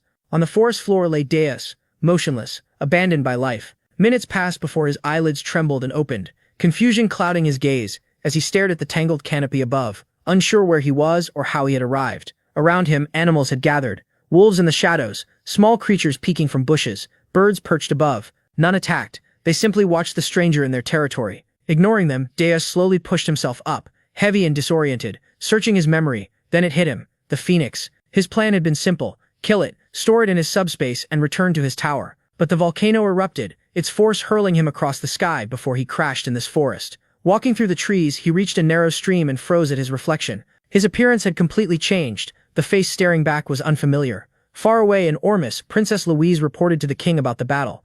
Ormus warriors had intervened bravely, but the king's son had died. Consumed by grief and rage, the king immediately ordered a massive expedition. The Beast Demon King must be defeated. Back in the forest, Deus received a holographic call from Hillen. Shock crossed Hillen's face at Deus's new appearance, but Deus calmly confirmed his identity. Hillen reported that nearly 500 participants, including 200 recognized heroes, would attack the Tower of Beast, led by the 10-star battle mage Rosal Charnt and Vice Commander Balaf Dislord. Not all groups agreed with killing the Demon King. Some wanted him alive for the tower's rare resources. Deus quickly decided Hillen would join the expedition and personally kill the Beast Demon King when the opportunity arose, boosting his reputation among humans. Soon after, Gordon reported that Draxen had summoned several Demon Kings, including Belvec and Reyna, to the Tower of Beast. Recognizing the urgency, Deus transformed into his demon form and took to the sky. The phoenix's mana flared violently, igniting his wings. He shot through the sky like a burning comet, crashing into the barrier surrounding his tower but stabilizing safely. As Deus confirmed his safety, Gordon prepared a portal to the Tower of Beast. Heroes gathered from across regions. Rosal drew admiration as she boldly declared she would defeat the Beast Demon King, while Hillen internally resolved the victory would ultimately belong to him. Deus, Gordon, and Jason arrived at the tower's top level, where Draxen awaited. Calmly acknowledging them, Draxen led them into the meeting chamber. Deus noted that arriving late would have been unwise. Once everyone gathered, Belvec questioned the urgency. Jason casually remarked on the assembling hero forces, and Draxen revealed the truth. One Demon King had secretly sent an acetate demon into his territory. That intruder had stolen the corpse of the phoenix that Draxen had been preparing to absorb. Even worse, the same culprit had caused the death of the second prince of Ormus, which had triggered the current hero expedition. The other Demon Kings silently considered his words. Some wondered whether Draxen had been secretly hiding a phoenix all along. Others believed stealing such a powerful spirit beast was reckless. However, provoking the kingdom of Ormus into launching such a massive expedition clearly suggested that someone intended to destroy Draxen. Continuing his explanation, Draxen suggested that the same mysterious enemy might also be responsible for the death of the dwarf princes. If that were true, the real objective might be to ignite a massive war across the entire continent. Looking around the chamber, Draxen declared that someone present might be trying to eliminate him. But if that was the plan, he warned that he would not fall alone. Filled with anger, he swore that he would uncover the traitor responsible. To achieve that, he announced that he would purchase the black box key. The black box installed inside the tower was a special device capable of recording the movements and actions of demon kings. It had originally been created to analyze past operations and help plan future invasions more effectively. However, many demon kings who followed strict demonic traditions believed such devices were unnecessary. Using the system required an enormous number of demon energy points, and because the device would disappear if the tower collapsed, most demon kings had stopped paying attention to it entirely. But Draxen intended to use it. When Deus heard this announcement, a troubling thought crossed his mind. The black box was something he had never considered before. If Draxen opened the black box inside his tower, the truth would be impossible to hide. Draxen continued explaining that activating the device was not something he could do alone. The system required the approval of the Demon King who controlled the tower where it was installed. Without that authorization, the black box would remain sealed. He looked around at the other rulers and asked each Demon King present to grant him permission to open the black box in his domain. His reasoning was simple. If the one responsible for the chaos was hiding among them, that person would likely refuse the request. For a moment the chamber fell silent. Deus listened carefully, feeling a growing sense of unease. The situation had suddenly become far more dangerous than he had expected. If the recordings inside the black box were revealed, the truth might come to light, but the tension in the room quickly dissolved. One by one, the Demon Kings granted their approval. Even the Demon Queen gave her authorization without hesitation. None of them opposed the request. Satisfied, Draxen nodded. With everyone's approval secured, the process could begin whenever he decided to activate the device. He announced that once the results were obtained, he would inform them. For now, the meeting was finished. Later, more details about the black box key became known. It was an extremely rare consumable item that could only be used once. Its price was staggering 9,999 demon power points. Only rulers with immense reserves of demonic energy could even consider purchasing it. Because of that overwhelming cost, most demon kings avoided using it altogether. Draxen himself had no intention of buying the key immediately. With the hero expedition preparing to attack his tower, spending such an enormous amount of power right now would be reckless. If he weakened himself before facing the heroes, the consequences could be disastrous. However, he had already decided what he would do afterward. If the hero expedition failed, and the situation returned to normal, he would immediately purchase the black box key. Once he obtained it, he planned to open the black boxes belonging to Deus and Jason. Only then would the traitor's identity be revealed. Meanwhile, after leaving the meeting, Deus and Gordon returned to their own tower. As soon as they arrived, Deus began carefully analyzing the situation. The possibility of the black box being activated weighed heavily on his mind. There was only one solution. Before that moment arrived, Draxen had to be eliminated. With that decision forming in his thoughts, Deus decided to inspect the tower before planning his next move. Gordon informed him that most of the preparations inside the tower had already been completed. Hearing that, Deus suggested they begin their inspection from the lowest level. Together they descended to the first floor of Berg Tower. The sight that greeted them was impossible to ignore. A gigantic magical weapon dominated the entire floor. The structure resembled a colossal cannon, towering like a siege machine built for pure destruction. Standing proudly on top of the massive device was Lager. The moment he saw Deus arrive, his excitement exploded. He began enthusiastically explaining his newest creation. This, he announced proudly, was the weapon forged in the Hell Forge, Hell's Catapult Mark I. His voice overflowed with admiration for his own masterpiece. According to him, the design was both magnificent and elegant.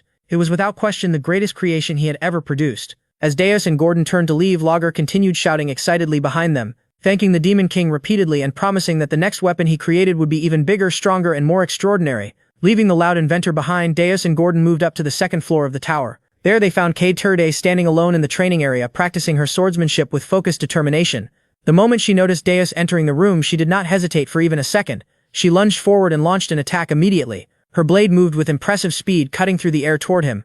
Deus calmly raised his weapon and blocked the strike with almost no effort at all. "Nothing has changed," he remarked quietly, observing her technique. Kate Turd narrowed her eyes as determination filled her gaze. "The real battle begins now," she replied firmly. Without wasting another moment, she activated the Qing combat technique and unleashed a modified attack known as Waxing Moon, breaking the waning moon. The power behind the strike was clearly greater than before, refined through careful practice. Yet even this improved attack failed to trouble Deus. He stopped it just as effortlessly as the first. A faint smirk appeared on his face as he spoke again. "You've improved a little," he admitted, "but you still have a long way to go." K-Turd stared at him in disbelief. She could not understand how her carefully refined technique had been neutralized so easily. Before she could gather herself for another attempt, Deus launched a swift counterattack. His strike landed with controlled precision, hitting just hard enough to nearly knock her unconscious. The brief exchange ended as quickly as it had begun. Deus then turned his attention toward Gordon, curiosity appearing in his voice. He asked why Princess K-Tur had been placed on the second floor. Gordon explained that Princess Ernan was currently conducting a summoning ritual on the fourth floor. To prevent any interference during such a delicate process, he had temporarily moved K-Tur to another level of the tower. Hearing this explanation caused Deus to raise an eyebrow slightly in mild surprise. At that exact moment, the ritual on the fourth floor was already in progress. Inside a large glowing magic circle, Ernan stood with focused concentration, channeling her energy while activating the spirit dust that had been provided earlier by Sinyo. Drawing upon her magical power, she began reciting the summoning incantation with careful precision. She called upon the great spirit of water, invoking the guardian bound by blood and soul. Her voice echoed softly within the chamber as she spoke the sacred name of Ernan Hilderan, seeking to form a spiritual contract with the ancient being. Moments later, the ritual succeeded. A powerful water spirit manifested within the circle, its presence shimmering with flowing blue energy as it connected directly to Ernan mana. However, the moment the bond was established, a sudden surge of energy flooded through her body. The overwhelming force disrupted her balance, and she began to fall forward. At that exact moment, Deus appeared beside her. Moving with incredible speed, he caught her before she could collapse onto the ground. Supporting her carefully, he smiled faintly. "It seems I arrived just in time," he said, calmly praising her successful ritual. Ernan laughed softly, though she seemed a little embarrassed, and shook her head. She explained that the ritual had succeeded largely because of the spirit dust she had received earlier. But then something completely unexpected happened. In a quiet voice, Ernan suddenly said that she loved the Demon King. The words left her lips before she could stop them. Deus froze in surprise. Ernan immediately panicked. She insisted that she had not meant to say those words, even though the voice had clearly come from her mouth. She claimed she had no control over it at all. After a brief moment of confusion, the truth revealed itself. Those words had not actually been spoken by Ernan. They had come from the newly summoned water spirit. Ernan sighed lightly and remarked that she seemed to have summoned a particularly troublesome spirit. Hearing this, the spirit burst into laughter. Soon afterward, she introduced herself properly. Her name was Nairuniel, a high-ranking water spirit. Her personality quickly became obvious. She loved reading romance novels, especially dramatic stories involving forbidden love. With cheerful enthusiasm, Nairuniel declared that she truly adored the Demon King. She even pointed out that he had clearly noticed Ernan's feelings already, and immediately began asking when the two of them planned to officially become boyfriend and girlfriend. Hearing such outrageous claims left Ernan completely flustered. Her face turned bright red as she demanded to know what kind of nonsense the spirit was talking about. Meanwhile, Nairuniel appeared thoroughly entertained by the entire situation. With a playful smile, she continued teasing Ernan relentlessly. She urged the princess to admit the rumors that were apparently spreading throughout the spirit realm. According to those whispers, the innocent demon princess had already entered a romantic relationship. To Nairuniel, the situation was simply too amusing to ignore. She leaned further into the topic, asking when the supposed relationship had begun. In flustered frustration, she asked Nairuniel to return to her own domain, hoping the spirit would leave and end the humiliating teasing, but Nairuniel had no intention of leaving so soon. Deus stepped forward and interrupted. His expression remained calm, yet his voice carried a serious tone as he addressed the high-ranking spirit directly. He asked Nairuniel what impression he gave in her eyes. Nairuniel studied him carefully for a moment. Then a slow smile appeared on her face as she answered honestly. To her, he looked like a refined and striking demon king, someone who appeared perfectly suited to stand beside the princess. Maintaining his steady composure, he repeated the question once more. Then, without any warning, he activated his magic. His appearance began to change instantly. His hair shifted into a vivid shade of red, and the energy surrounding him transformed dramatically. Ernan and Nairuniel were both stunned by the sudden shift. The transformation had been so intense that neither of them had expected it. Nairuniel attempted to analyze the sensation carefully. Just moments earlier, his power had felt like a dense cluster of magical energy typical of a demon king, but now it felt entirely different. What she sensed now resembled pure monosign, refined and unlike the aura of any demon lord. Instead, it carried the unmistakable essence of a spirit. At the same time, a blazing aura surrounded Deus as flames of energy radiated outward. Calmly, he explained the purpose behind his transformation. Even a superior spirit like Nairuniel had been deceived by his disguise. If she could be fooled so easily, then the other demon lords and warriors would likely never detect the difference either. A confident smile formed on his face as he reasoned aloud that the Beast Demon King could probably handle matters independently. For the moment, Ernan remained confused, struggling to process everything she had just witnessed. The conversation had shifted so quickly that she could barely follow its meaning when she heard the idea of one demon king eliminating another. The thought unsettled her deeply. Not long after, the scene shifted again.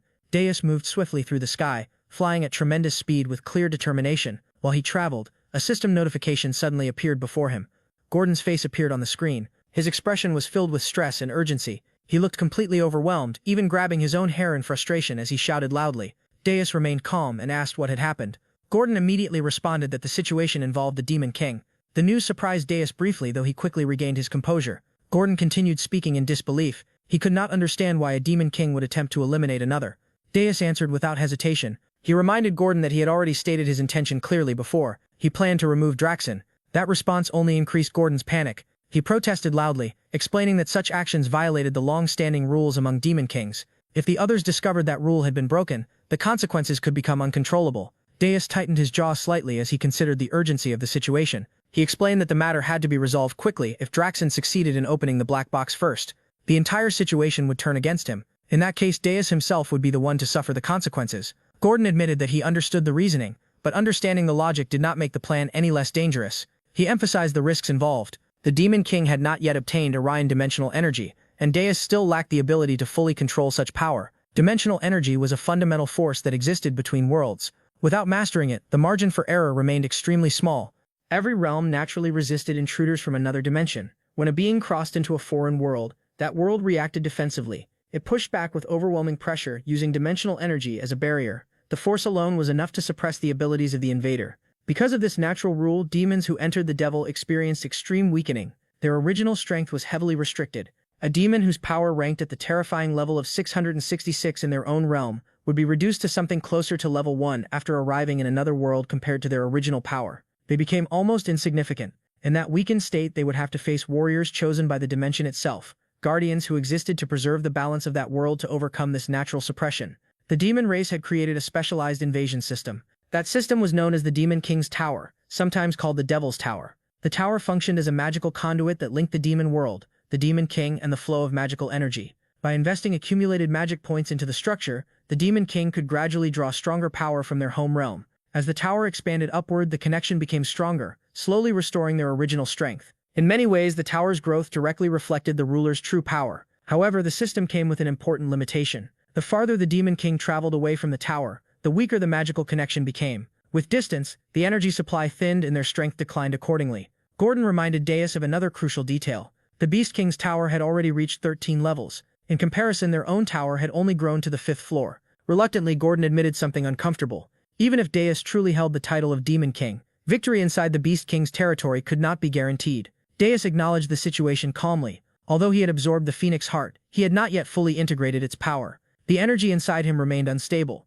which meant he could not completely dominate the other demon lords in his current state. But that limitation existed only if he fought alone. Slowly, a confident expression appeared on his face. The moment Gordon saw that look, he immediately understood what Deus was planning next. Panic returned to him. He tried to object before anything irreversible happened. Yet Deus had already decided once again. He altered his appearance through magic. His body shifted, reshaping into an entirely different persona. With a playful smile, he introduced himself under a new identity. From that moment on, he would go by the name Pale in disguise. He declared that he would personally join the upcoming Brave expedition.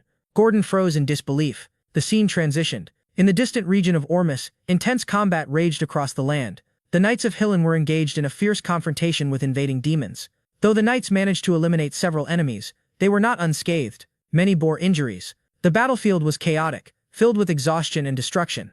Both sides had sustained losses. Hillen surveyed the situation with concern. The enemy had pursued them to this location, yet now the remaining demons appeared noticeably weakened.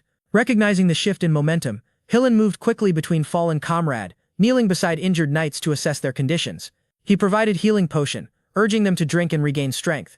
One soldier groaned in pain, struggling even to sit upright. Amid this aftermath, Views arrived, now appearing as Pale. His presence was composed and unfamiliar, his demeanor calm yet commanding. After observing the wounded and the disorder around him, he asked Hillen how the situation had escalated to this point. Hillen instinctively began to address him formally, but Deus interrupted gently, instructing him to use the name Pale instead. Hillen nodded and complied. He then began explaining the events. Once the expedition force had gathered, they initiated their assault on the Beast King's tower as planned. Their strategy relied on exploiting the Beast King's vulnerability, specifically targeting the tails by concentrating their attacks on that weakness. They succeeded in inflicting meaningful damage during the confrontation. However, the battle had not unfolded as smoothly as expected. The memory of the encounter resurfaced. Draxon had unleashed overwhelming force, turning the battlefield into turmoil. Hillen had retreated under pressure, urgently calling for Rosal to execute their plan. But when he looked back, his expression shifted to horror. Rosal had collapsed. She lay severely wounded, blood visible across her face as she struggled to remain conscious. Hillen was shaken. Then he noticed something far worse. Draxen stood directly behind Rosal. Realizing the immediate danger, Hillen reacted without hesitation. Rushing forward to protect her, he supported Rosal firmly, helping her back onto her feet, keeping one arm around her for stability. He turned and fled the battlefield, shielding her from any further attack as they withdrew from the Beast King. The recollection dissolved. Back in the present, Hillen completed his account. His tone carried both frustration and regret as he described how the mission had ended. Because Rosal had sustained serious injuries, continuing the assault was impossible. The retreat had been the only option. The brave expedition had ultimately failed. Deus remained quiet after hearing everything. A subtle smile briefly touched his lips as he processed the details.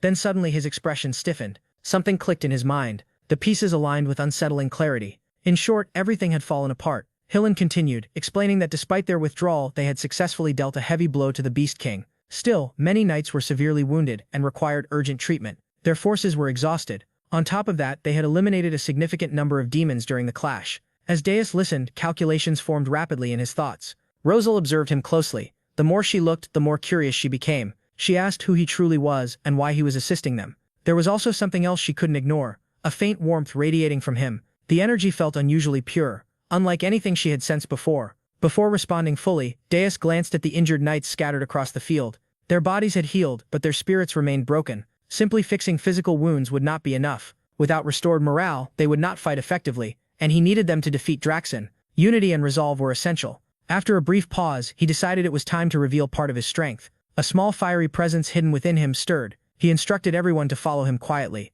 Then he began, rising into the air. The knights stared in shock. Rosal immediately recognized the energy forming around him.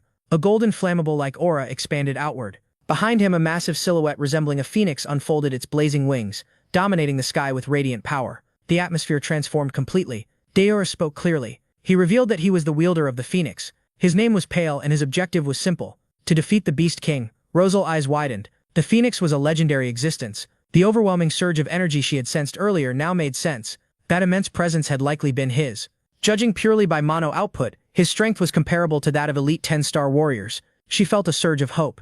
If she fought alongside him, victory against the Beast King might truly be achievable. The display quickly revitalized the battlefield. Knights who had been emotionally drained began regaining confidence. One by one they straightened their posture and rose to their feet. Hillen felt his determination returning as well. Though Diaz was operating under a new identity, his leadership and strategy naturally guided the group forward. None of them realized that the mysterious warrior known as Pale was in truth the very Demon King himself. Draxen stands before his companions declaring his intent to reclaim the tower. He reveals that he used far more demonic energy than expected. Because of this, he was only able to obtain a single black box key. Deciding to leave the other for later, he grips the black key tightly, preparing to open the box. His focus sharp and unwavering, he calls out toward his unseen opponent as he begins opening the black box of a consenting Demon King. A dark and powerful aura erupts outward, filling the space with an ominous presence. Draxen demands to witness everything, seeking to uncover all hidden truths, but as the process continues, something feels wrong. He realizes the black box is not being manipulated. Instead, he himself is being affected. Shock overtakes him as he struggles to accept it. The truth becomes undeniable. The black box cannot be controlled at all. The cryptic indicator confirms it with 96% certainty. Frustration surges as he recalls past actions. Finally understanding the reason behind them, urgency fills his mind as he decides to inform the other Demon Kings. At that moment, his servant rushes in, bringing alarming news. Draxen demands an explanation immediately. The servant reveals that the heroes have launched an invasion. The situation escalates even further. He adds that a newly risen 10-star hero is leading the charge. Ralph Schmitz at the front of the vanguard. Draxen's expression darkens as the reality sets in. Meanwhile, Ralph makes his entrance into Draxen territory. His presence alone shocks the surrounding wolves. His posture steady and filled with determination, signaling the start of a decisive battle. The scene shifts 1 hour earlier, back to Ormuth, where tension fills the battlefield. Deus hovers before the advancing soldiers, confronting them directly as they prepare to push forward. The soldiers rally themselves, declaring they will try again. Their confidence rises to 93%. They remind each other they have the Phoenix on their side. With renewed courage, they dismiss the Demon King as nothing, calling him the King of Beasts. They draw their swords and charge forward. A loud battle cry erupts across the field. They vow to slaughter the demons, believing the Phoenix power guarantees victory, declaring the Demon King treasure will soon be theirs.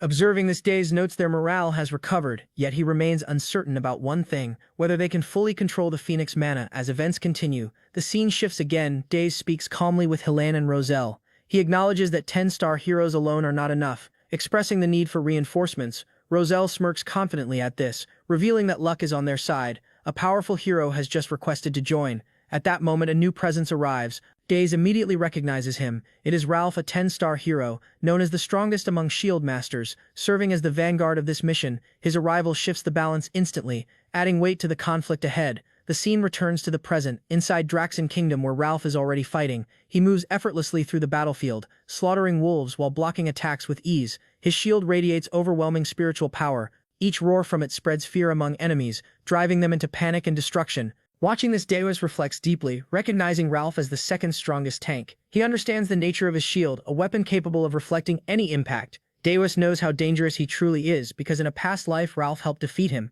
and even mocked him afterward. Anger rises within Deus at the memory. He wants to tear Ralph apart immediately, but he restrains himself, knowing Draxen is the true priority. Rosal then informs him of something. Ralph only arrived after the expedition ended. Frustration fills her voice. She clenches her teeth in anger. If he had come earlier, things would be different. Together they could have won without losses. Meanwhile, the troops continue advancing. They announce the first floor has been cleared. Confidence continues to rise among them. They push forward, eager to face the Demon King, determined to end everything. But Deus warns Rosal seriously. Confidence is fine, but underestimating a Demon King is fatal. Rosal questions his warning. Deus explains that every Demon King holds a trump card, something revealed only at the brink of death, a final instinctive move capable of changing everything. As he thinks further, he considers a possibility. If Draxen reclaimed the tower and used his energy, then he would not have enough left to stop them. In that case, a rare opportunity appears. For the first time, Deus might witness the hidden trump card. The scene shifts to the Beast Tower. Reaching the 13th floor, the Demon King chamber, an eerie silence fills the space. Draxen sits alone upon his throne, his presence dominating the entire room, his eyes glowing deep blood red. At that moment, Ralph and his knights arrive. They step inside cautiously, sensing that Draxen has been waiting. They scan the area in confusion. No demons are present at all. Even though this is the final floor, they question why only the Demon King remains, recalling how it was once filled with enemies. Without warning, Draxen raises his hand. A sphere of demonic energy forms instantly. He speaks with contempt, calling them insects. He shows no surprise at their return, though he did not expect them so soon. He reveals he has been preparing for this moment. Rosal is shocked by the dense energy, realizing all demons are gone for a reason. Draxen opens his mouth, releasing a beam of aura. He confirms he gathered all his vassals into himself, planning to eliminate them in a single strike. Deus analyzes the situation carefully. This breaks standard dungeon strategy. Instead of placing strong enemies on upper floors, Draxen absorbed everything into himself. His red eyes glow even brighter. He declares he will erase them completely, ensuring they never return again. Helen, Rosal, and Deus are visibly shaken, while Ralph remains calm and focused. Deus senses something critical approaching. The moment is coming. Suddenly, Draxen unleashes a deafening roar. Dark red energy explodes from his body. Two knights rush forward to attack. Another knight shouts a warning from behind, telling them to stop immediately, but they ignore it, believing this is the perfect moment to strike. Their confidence shatters instantly. Draxen power erupts violently. A massive shockwave blasts through the room, sending everyone flying backward. Even Ralph is shaken by the force. Hillen realizes the terrifying truth. Draxen magic has reached another level. Rosal cannot believe their attacks failed so easily. She recognizes this as the true power of the Beast Demon King, now far stronger than before. Draxen stands surrounded by overwhelming aura. The entire chamber is filled with dark red energy. His glare alone instills fear. Knights begin trembling uncontrollably. Some struggle even to breathe. At that critical moment, Deus takes action. He activates a high-ranked defensive spell, Protect Phoenix from his back. Two radiant wings emerge behind him. The atmosphere shifts instantly. The others feel relief and gratitude, recognizing it as a legendary ability. They vow never to forget this moment, but Deus remains focused. He cannot allow Draxen to grow stronger. Creating a barrier, he protects everyone inside. He orders them not to step out, saying they will only become a burden. Grateful, they thank him sincerely. Deus steps forward without hesitation. Hillen, Rosal, and Ralph follow beside him. Together they prepare to confront Draxen. Observing them, Draxen notes only four can still move. His attention locks onto one figure. The red-haired individual irritates him greatly. It becomes clear he does not recognize Deus. Under his new identity, Deus smirks quietly at this advantage. Knowing this ignorance gives him an edge. As the battle reaches its decisive moment, the final clash is about to begin. The battle reached a boiling point as Draxen finally recognized Deus. Rage exploded within him as he roared about the theft of the Phoenix. Enraged that Deus dared to step foot inside his tower, his fury shook the surroundings, but Deus remained completely unfazed. With calm authority, Deus silenced him, creating a domain and activating sound removal magic. A faint smirk appeared as he declared control over every sound. The battlefield shifted instantly. Roselle immediately understood the brilliance of the move. Draxen's roar was completely nullified. At the same time, enemies could not hear spell chants. the advantage had subtly shifted in their favor. Without hesitation, Deus unleashed high-rank binding magic. Sage's chains shot forward to restrain Draxen, but Draxen responded with overwhelming force, roaring in fury as he shattered the chains effortlessly. The gap in power became clear. Draxen declared it was not a fight but a hunt, promising to tear them apart piece by piece. Even then, Deus remained calm, mocking him by saying he could not hear the barking. The silence remained focused solely on Draxen. Rosal urged the others to focus on Pale. At that moment, Deus launched a direct assault. A massive explosion erupted on impact. The battlefield descended into chaos. Both sides exchanged relentless blows. Their movements became faster and unpredictable. Deus moved so fast Rosal could no longer track him. Hillen dismissed the concern, saying following orders was enough. Draxen continued roaring in disdain, calling their actions madness, yet he acknowledged they dared challenge him. The tension continued to rise. Deus suddenly shifted direction at incredible speed, attempting to reposition himself. Draxen reacted instantly, warning him he would not leave alive, calling his name with burning rage. At that moment, Deus locked eyes with him. A memory surfaced from before the battle. He had explained the strategy to his team. Speed was the key to defeating Draxen. Draxen's massive body was matched with terrifying reflexes. They needed to bind his feet and exploit his weakness. Hillen doubted himself, questioning if he could keep up. Deus reassured him confidently, promising to give a signal. Hillen was confused about what that signal meant. The memory faded. The present battle resumed instantly. Draxen lunged forward to crush Deus, believing he had finally caught him, but Deus dodged effortlessly. Then suddenly he stopped moving, revealing Armani's orb with a smirk. Draxen mocked the attempt, calling the orb useless. Deus calmly clarified its purpose. It was meant to reveal a master's location to a vassal. Draxen scoffed, believing no vassals were present. At that exact moment, the signal was given. Hillen appeared instantly, leaping into the battlefield, activating Armani's orb. As he struck Draxen, immense pressure hit him. His head felt like it would explode, but he continued the attack regardless. Draxen erupted in anger. He was shocked that a hero had become a vassal. Deus responded with a calm smirk, saying the method was useful if one survived. His eyes remained sharp and calculating. Hillen delivered a full-force strike. The impact sent shockwaves across the battlefield. The ground cracked beneath them. Debris scattered everywhere. Yet Draxen barely staggered, mocking them once again. He called the attack pathetic. His durability made it seem insignificant. Then suddenly flames struck him, catching him off guard. For the first time he recoiled. The timing was too perfect. The plan from earlier came into play. Deus had instructed Rosal carefully. She would act once an opening appeared.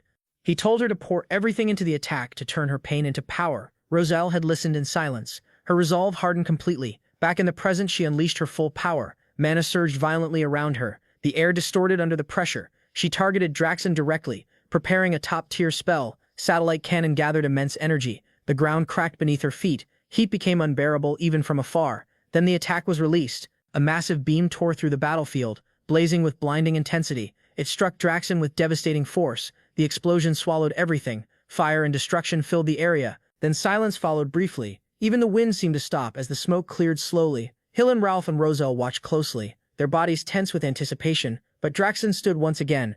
Rage consumed him as he mocked them. His laughter echoed with madness, sending chills through them. Deus remained calm, acknowledging such an enemy would not fall easily. There was no panic in his expression, only calculation, as if everything was expected.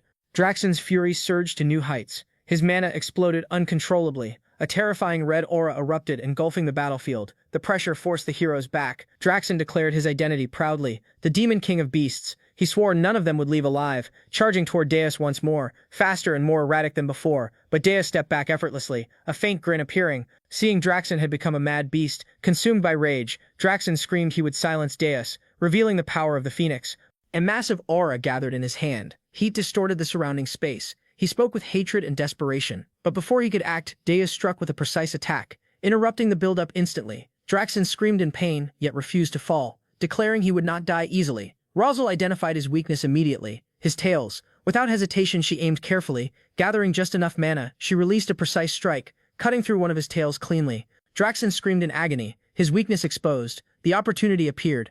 Deus activated Sage's chains once more, this time instantly binding Draxen. Draxen realized the danger. If struck now, it would be over. He struggled violently, but the chains held firm. At that moment, Ralph stepped forward, activating his healing power. A blue aura spread outward, restoring his allies, strength returning instantly. Then he reinforced himself, preparing to strike. Draxen continued cursing in rage, as defeat drew closer. Everything aligned in that moment. Draxen restrained and weakened. Unable to defend himself, the final blow was delivered. In one clean motion, his head was cut down. The battlefield fell silent. Only the aftermath remained, a battle that pushed them to their limits. Deus stood over the fallen king, a faint smirk on his face, confirming the end. He declared he would use the Phoenix, and bid farewell to Draxen, his blade slicing cleanly through the air and through Draxen's neck as the Demon King's head separates from his body, spinning away before crashing heavily onto the ground. For a brief moment, everything falls silent. Then the remaining heroes erupt into cheers as relief and triumph flood the battlefield. Voices rise in unison, declaring that they have finally won. Yet beneath that proud expression, his thoughts twist with ambition. The cheers are not enough. He craves more recognition, more admiration, more worship. He imagines a future where those voices never fall silent. The ground trembles violently. Cracks spread beneath their feet as the tower begins to collapse. Celebration shatters into chaos in an instant. As panic surges through the crowd, voices shout in every direction, while orders are barked rapidly to grab whatever treasures they can, prioritizing recovery potions for the 10-star heroes before escaping immediately. Amid the confusion, Deus stands still for a brief moment, his gaze fixed silently on Draxen's lifeless body. His thoughts linger as he reflects on the path the Demon King chose, wondering if someone like Draxen had been given another chance, whether anything would have changed. The answer comes quickly: no. Draxen had clung to his identity as a Demon King until the very end, leaving no room for anything else. Urgency finally overtakes hesitation as everyone flees the collapsing structure, carrying whatever treasures they can. Outside, Rosal approaches Hillen, her gaze sharp and observant as she calmly states that it seemed he had planned everything from the beginning, intending to be the one to take the Demon King's head. Hillen dismisses her claim, effortlessly brushing it off as a misunderstanding born from the chaos of battle. Rosal does not argue yet. Her expression reveals she does not fully believe him, recalling the moment he chose to join the fight and how suspicious it had felt. Though the Demon King had not been as overwhelming as expected, the battle still pushed them to their limits, and she cannot deny Hillen's contribution. Changing the subject, she informs him that she has taken possession of the Demon King's corpse. Asking if he objects, Hillen replies that he does not. At that moment, urgent voices call out to Rosal, urging her to come quickly, as something unexpected has been discovered among the ruins. She rushes over, only to freeze at the sight before her. The kidnapped prince, and beside him the Akan Kingdom's third princess, Lavinia Akan. Lavinia lies unconscious at first, but slowly begins to stir. Shocked, Rosal demands to know why she is there. Lavinia responds in her usual fragmented manner, mentioning materials. Rosal quickly pieces it together, realizing the truth. Lavinia had entered the tower alone to gather materials for creating a chimera. The realization leaves her stunned as the recklessness of such an act defies belief. Lavinia adds scattered words about monsters, deepening Rosal's concern as she grasps the full situation. Others watch in confusion, unable to understand how Rosal can interpret her speech. Staying focused, Rosal asks if the Demon King harmed her. Lavinia replies with disjointed words about money and monsters.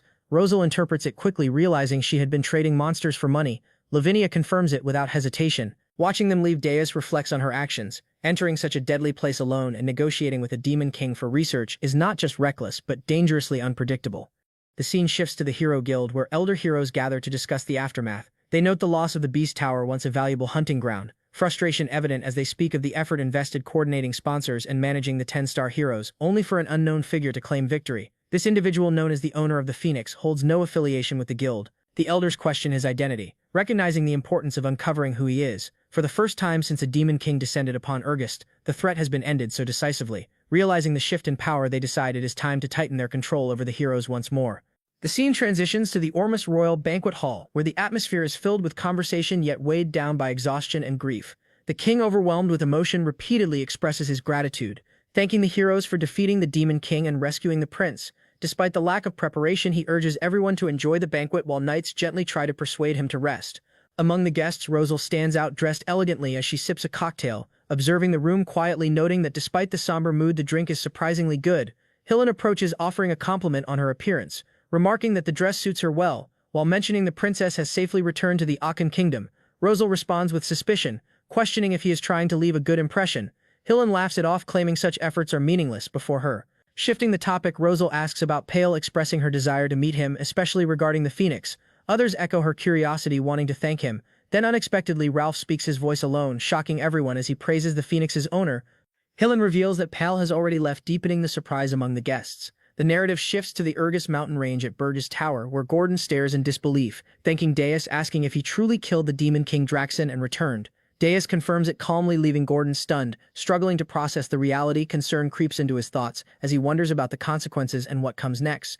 Dismissing him, Demon Kings tells him to stop staring before taking his seat on the throne. He explains that with Draxen gone, the other Demon Kings will inevitably make contact and his absence would immediately raise suspicion. Gordon understands and accepts the reasoning. Reflecting on the battle, Demon Kings admits to himself that he is still not strong enough. Even Draxen's final attack had not been as devastating as expected, partly due to his weakened state. Relying solely on his current strength will not suffice. he needs to grow stronger and so must the power of the phoenix.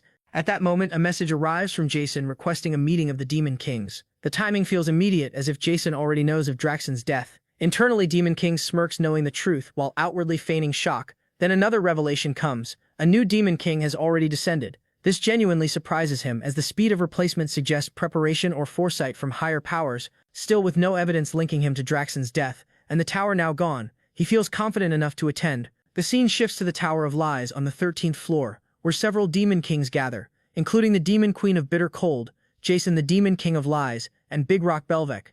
Draxon's absence is noticeable. Among them stands a new figure introducing herself as Vivian Blunt, Queen of the Blood Moon Clan. Demon King shows little interest, correcting her on his name before taking his seat. Vivian is caught off guard by his indifference, having expected acknowledgement yet receiving none.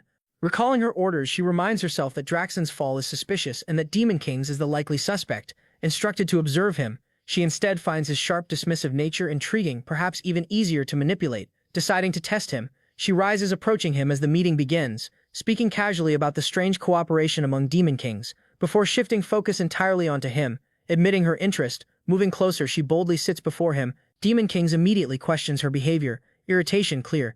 Vivian brushes it off, claiming curiosity about the kind of demon capable of disrupting the entire realm. With a confident smile, she compliments his appearance and makes a suggestive advance. Without hesitation, Demon Kings rejects her, pushing her hand away with a blunt insult. The reaction leaves her stunned, unable to process what just occurred. As a succubus queen, she is not someone easily dismissed. Yet here she stands facing a man who rejected her without a second thought. Reina, slightly irritated, told Vivian bluntly to return to her seat. Vivian stood there stunned by the sharp tone. Reina continued, firmly explaining that the gathering was meant to welcome Vivian, but it also served a more serious purpose. It was a place to uncover the cause behind Draxon's senseless defeat. She emphasized that everyone present should maintain their dignity. Jason, observing the situation, found himself shocked that Lady Reina herself was presiding over the meeting. Meanwhile, Vivian responded with a grin, teasing Reina by implying that she too desired the same man. Reina, growing frustrated, dismissed Vivian, thinking as shallow and lame. Vivian brushed it off casually, saying that was enough for the day before taking her seat. Jason stepped in to restore order, calling for the meeting to resume. The discussion shifted to the 10-star heroes described as the main force behind the current hero expedition. From there, the meeting continued in a monotonous manner, as the Demon Kings began sharing the information each of them had gathered individually. As the exchange progressed, one topic rose above the rest, as the most significant point of discussion. That topic was the emergence of a new powerhouse known as the Owner of the Phoenix. Despite the disagreements, the meeting concluded with a unified decision to investigate the Owner of the Phoenix more thoroughly while remaining cautious. Moving forward, Daeorys reflected internally, noting that since he had been in the middle of the hero expedition disguised as Pale, the demons could not have been spying on him. His thoughts shifted to Vivian, the Inquisitor sent by Archduke Arcane. At that moment, Vivian playfully blew him a flying kiss. Daeorys turned his face away, dismissing her presence and thinking goals over girls. The scene transitioned smoothly to the first floor of Burge Tower, where Kaeda observed that the surveillance around her had become lax and cautiously noted that there did not seem to be any demons nearby, while Princess Ernan was nowhere in sight.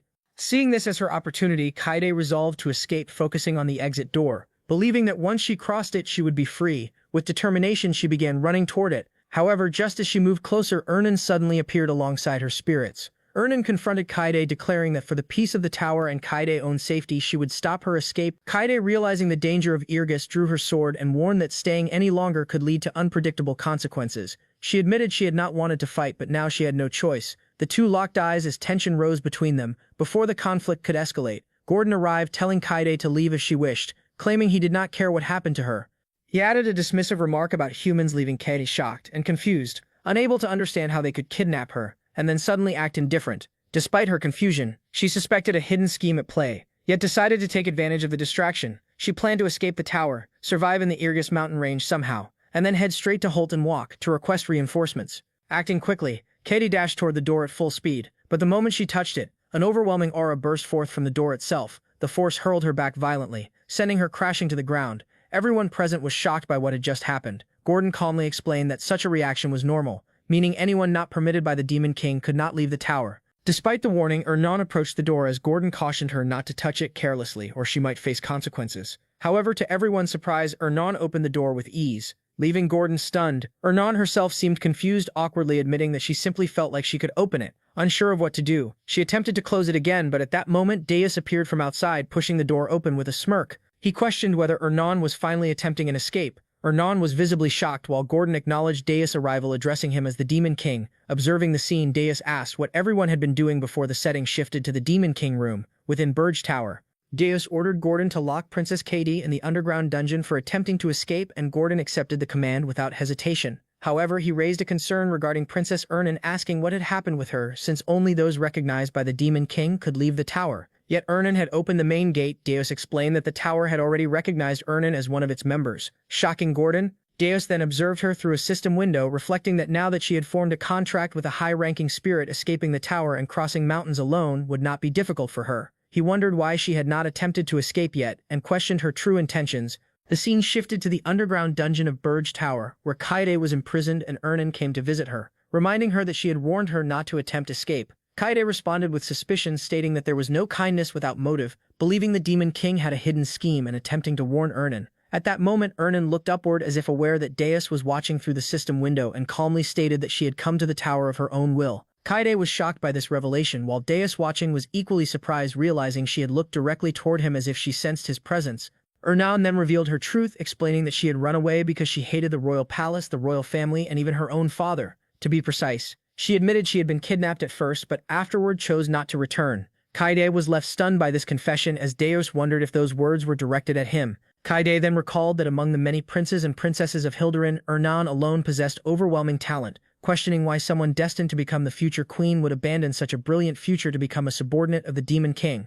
Ernan responded by pointing out a strange truth, revealing that there were 62 princes and princesses in the Hilderin royal family, the largest number on the continent. Yet aside from her, not a single one of them was known by name, leaving Kaede confused, as she insisted that the official number was 28. Ernan clarified that while the official count was 28, the full truth was different, and suggested that Kaede ask the emperor upon returning to the empire to learn the real answer. Kaede worried that if such a secret became public, it would damage the honor of the kingdom and the royal family. Ernan giggled, teasing Kaede by pointing out that a princess who ran away to avoid marriage should not be making such statements, causing Kaede to blush in embarrassment. As Ernan left, she casually said she was joking, and that they would meet again tomorrow.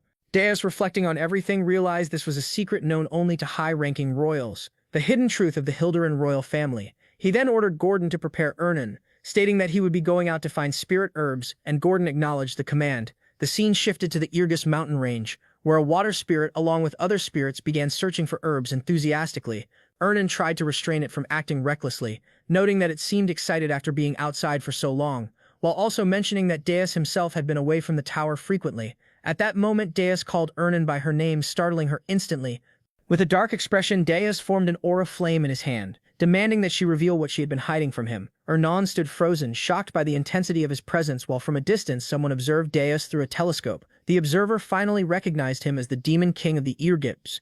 Deus' question immediately unsettled Ernan, causing her to grow anxious and hesitant. Her reaction was obvious, but Deus showed no patience. He made it clear that there was no other option, leaving no room for avoidance or delay. Without waiting, Deus moved Ernan aside and stepped forward. He extended his hand and unleashed a powerful attack. A surge of energetic purple flames erupted from his palm and shot forward with precision.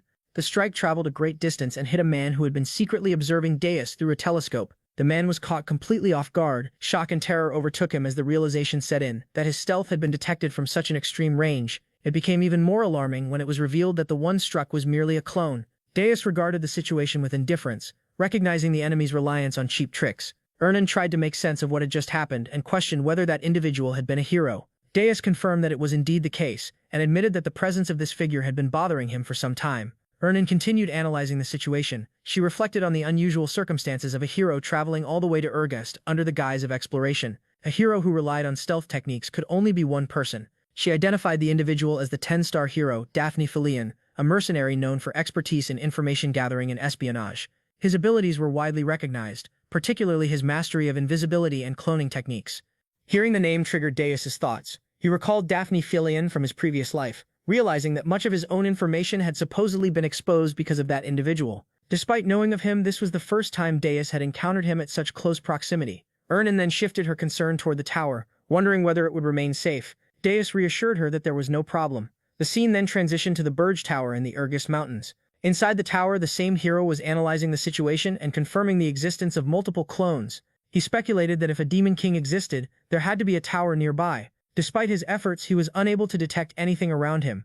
At that moment, Deus received a notification through his system window. The ability known as Mana Ghost Remote Control had been activated, rendering the tower invisible. However, this ability came at a cost, consuming 10 demon power points every second. Deus acknowledged the activation of the invisibility function. From the moment he detected the threat, he had already taken action. He recognized the usefulness of this ability, especially for avoiding encounters with heroes. As he monitored the system, he noticed his points steadily decreasing. The cost of maintaining invisibility was significant. With the immediate danger under control, Deus turned his attention back to Ernan.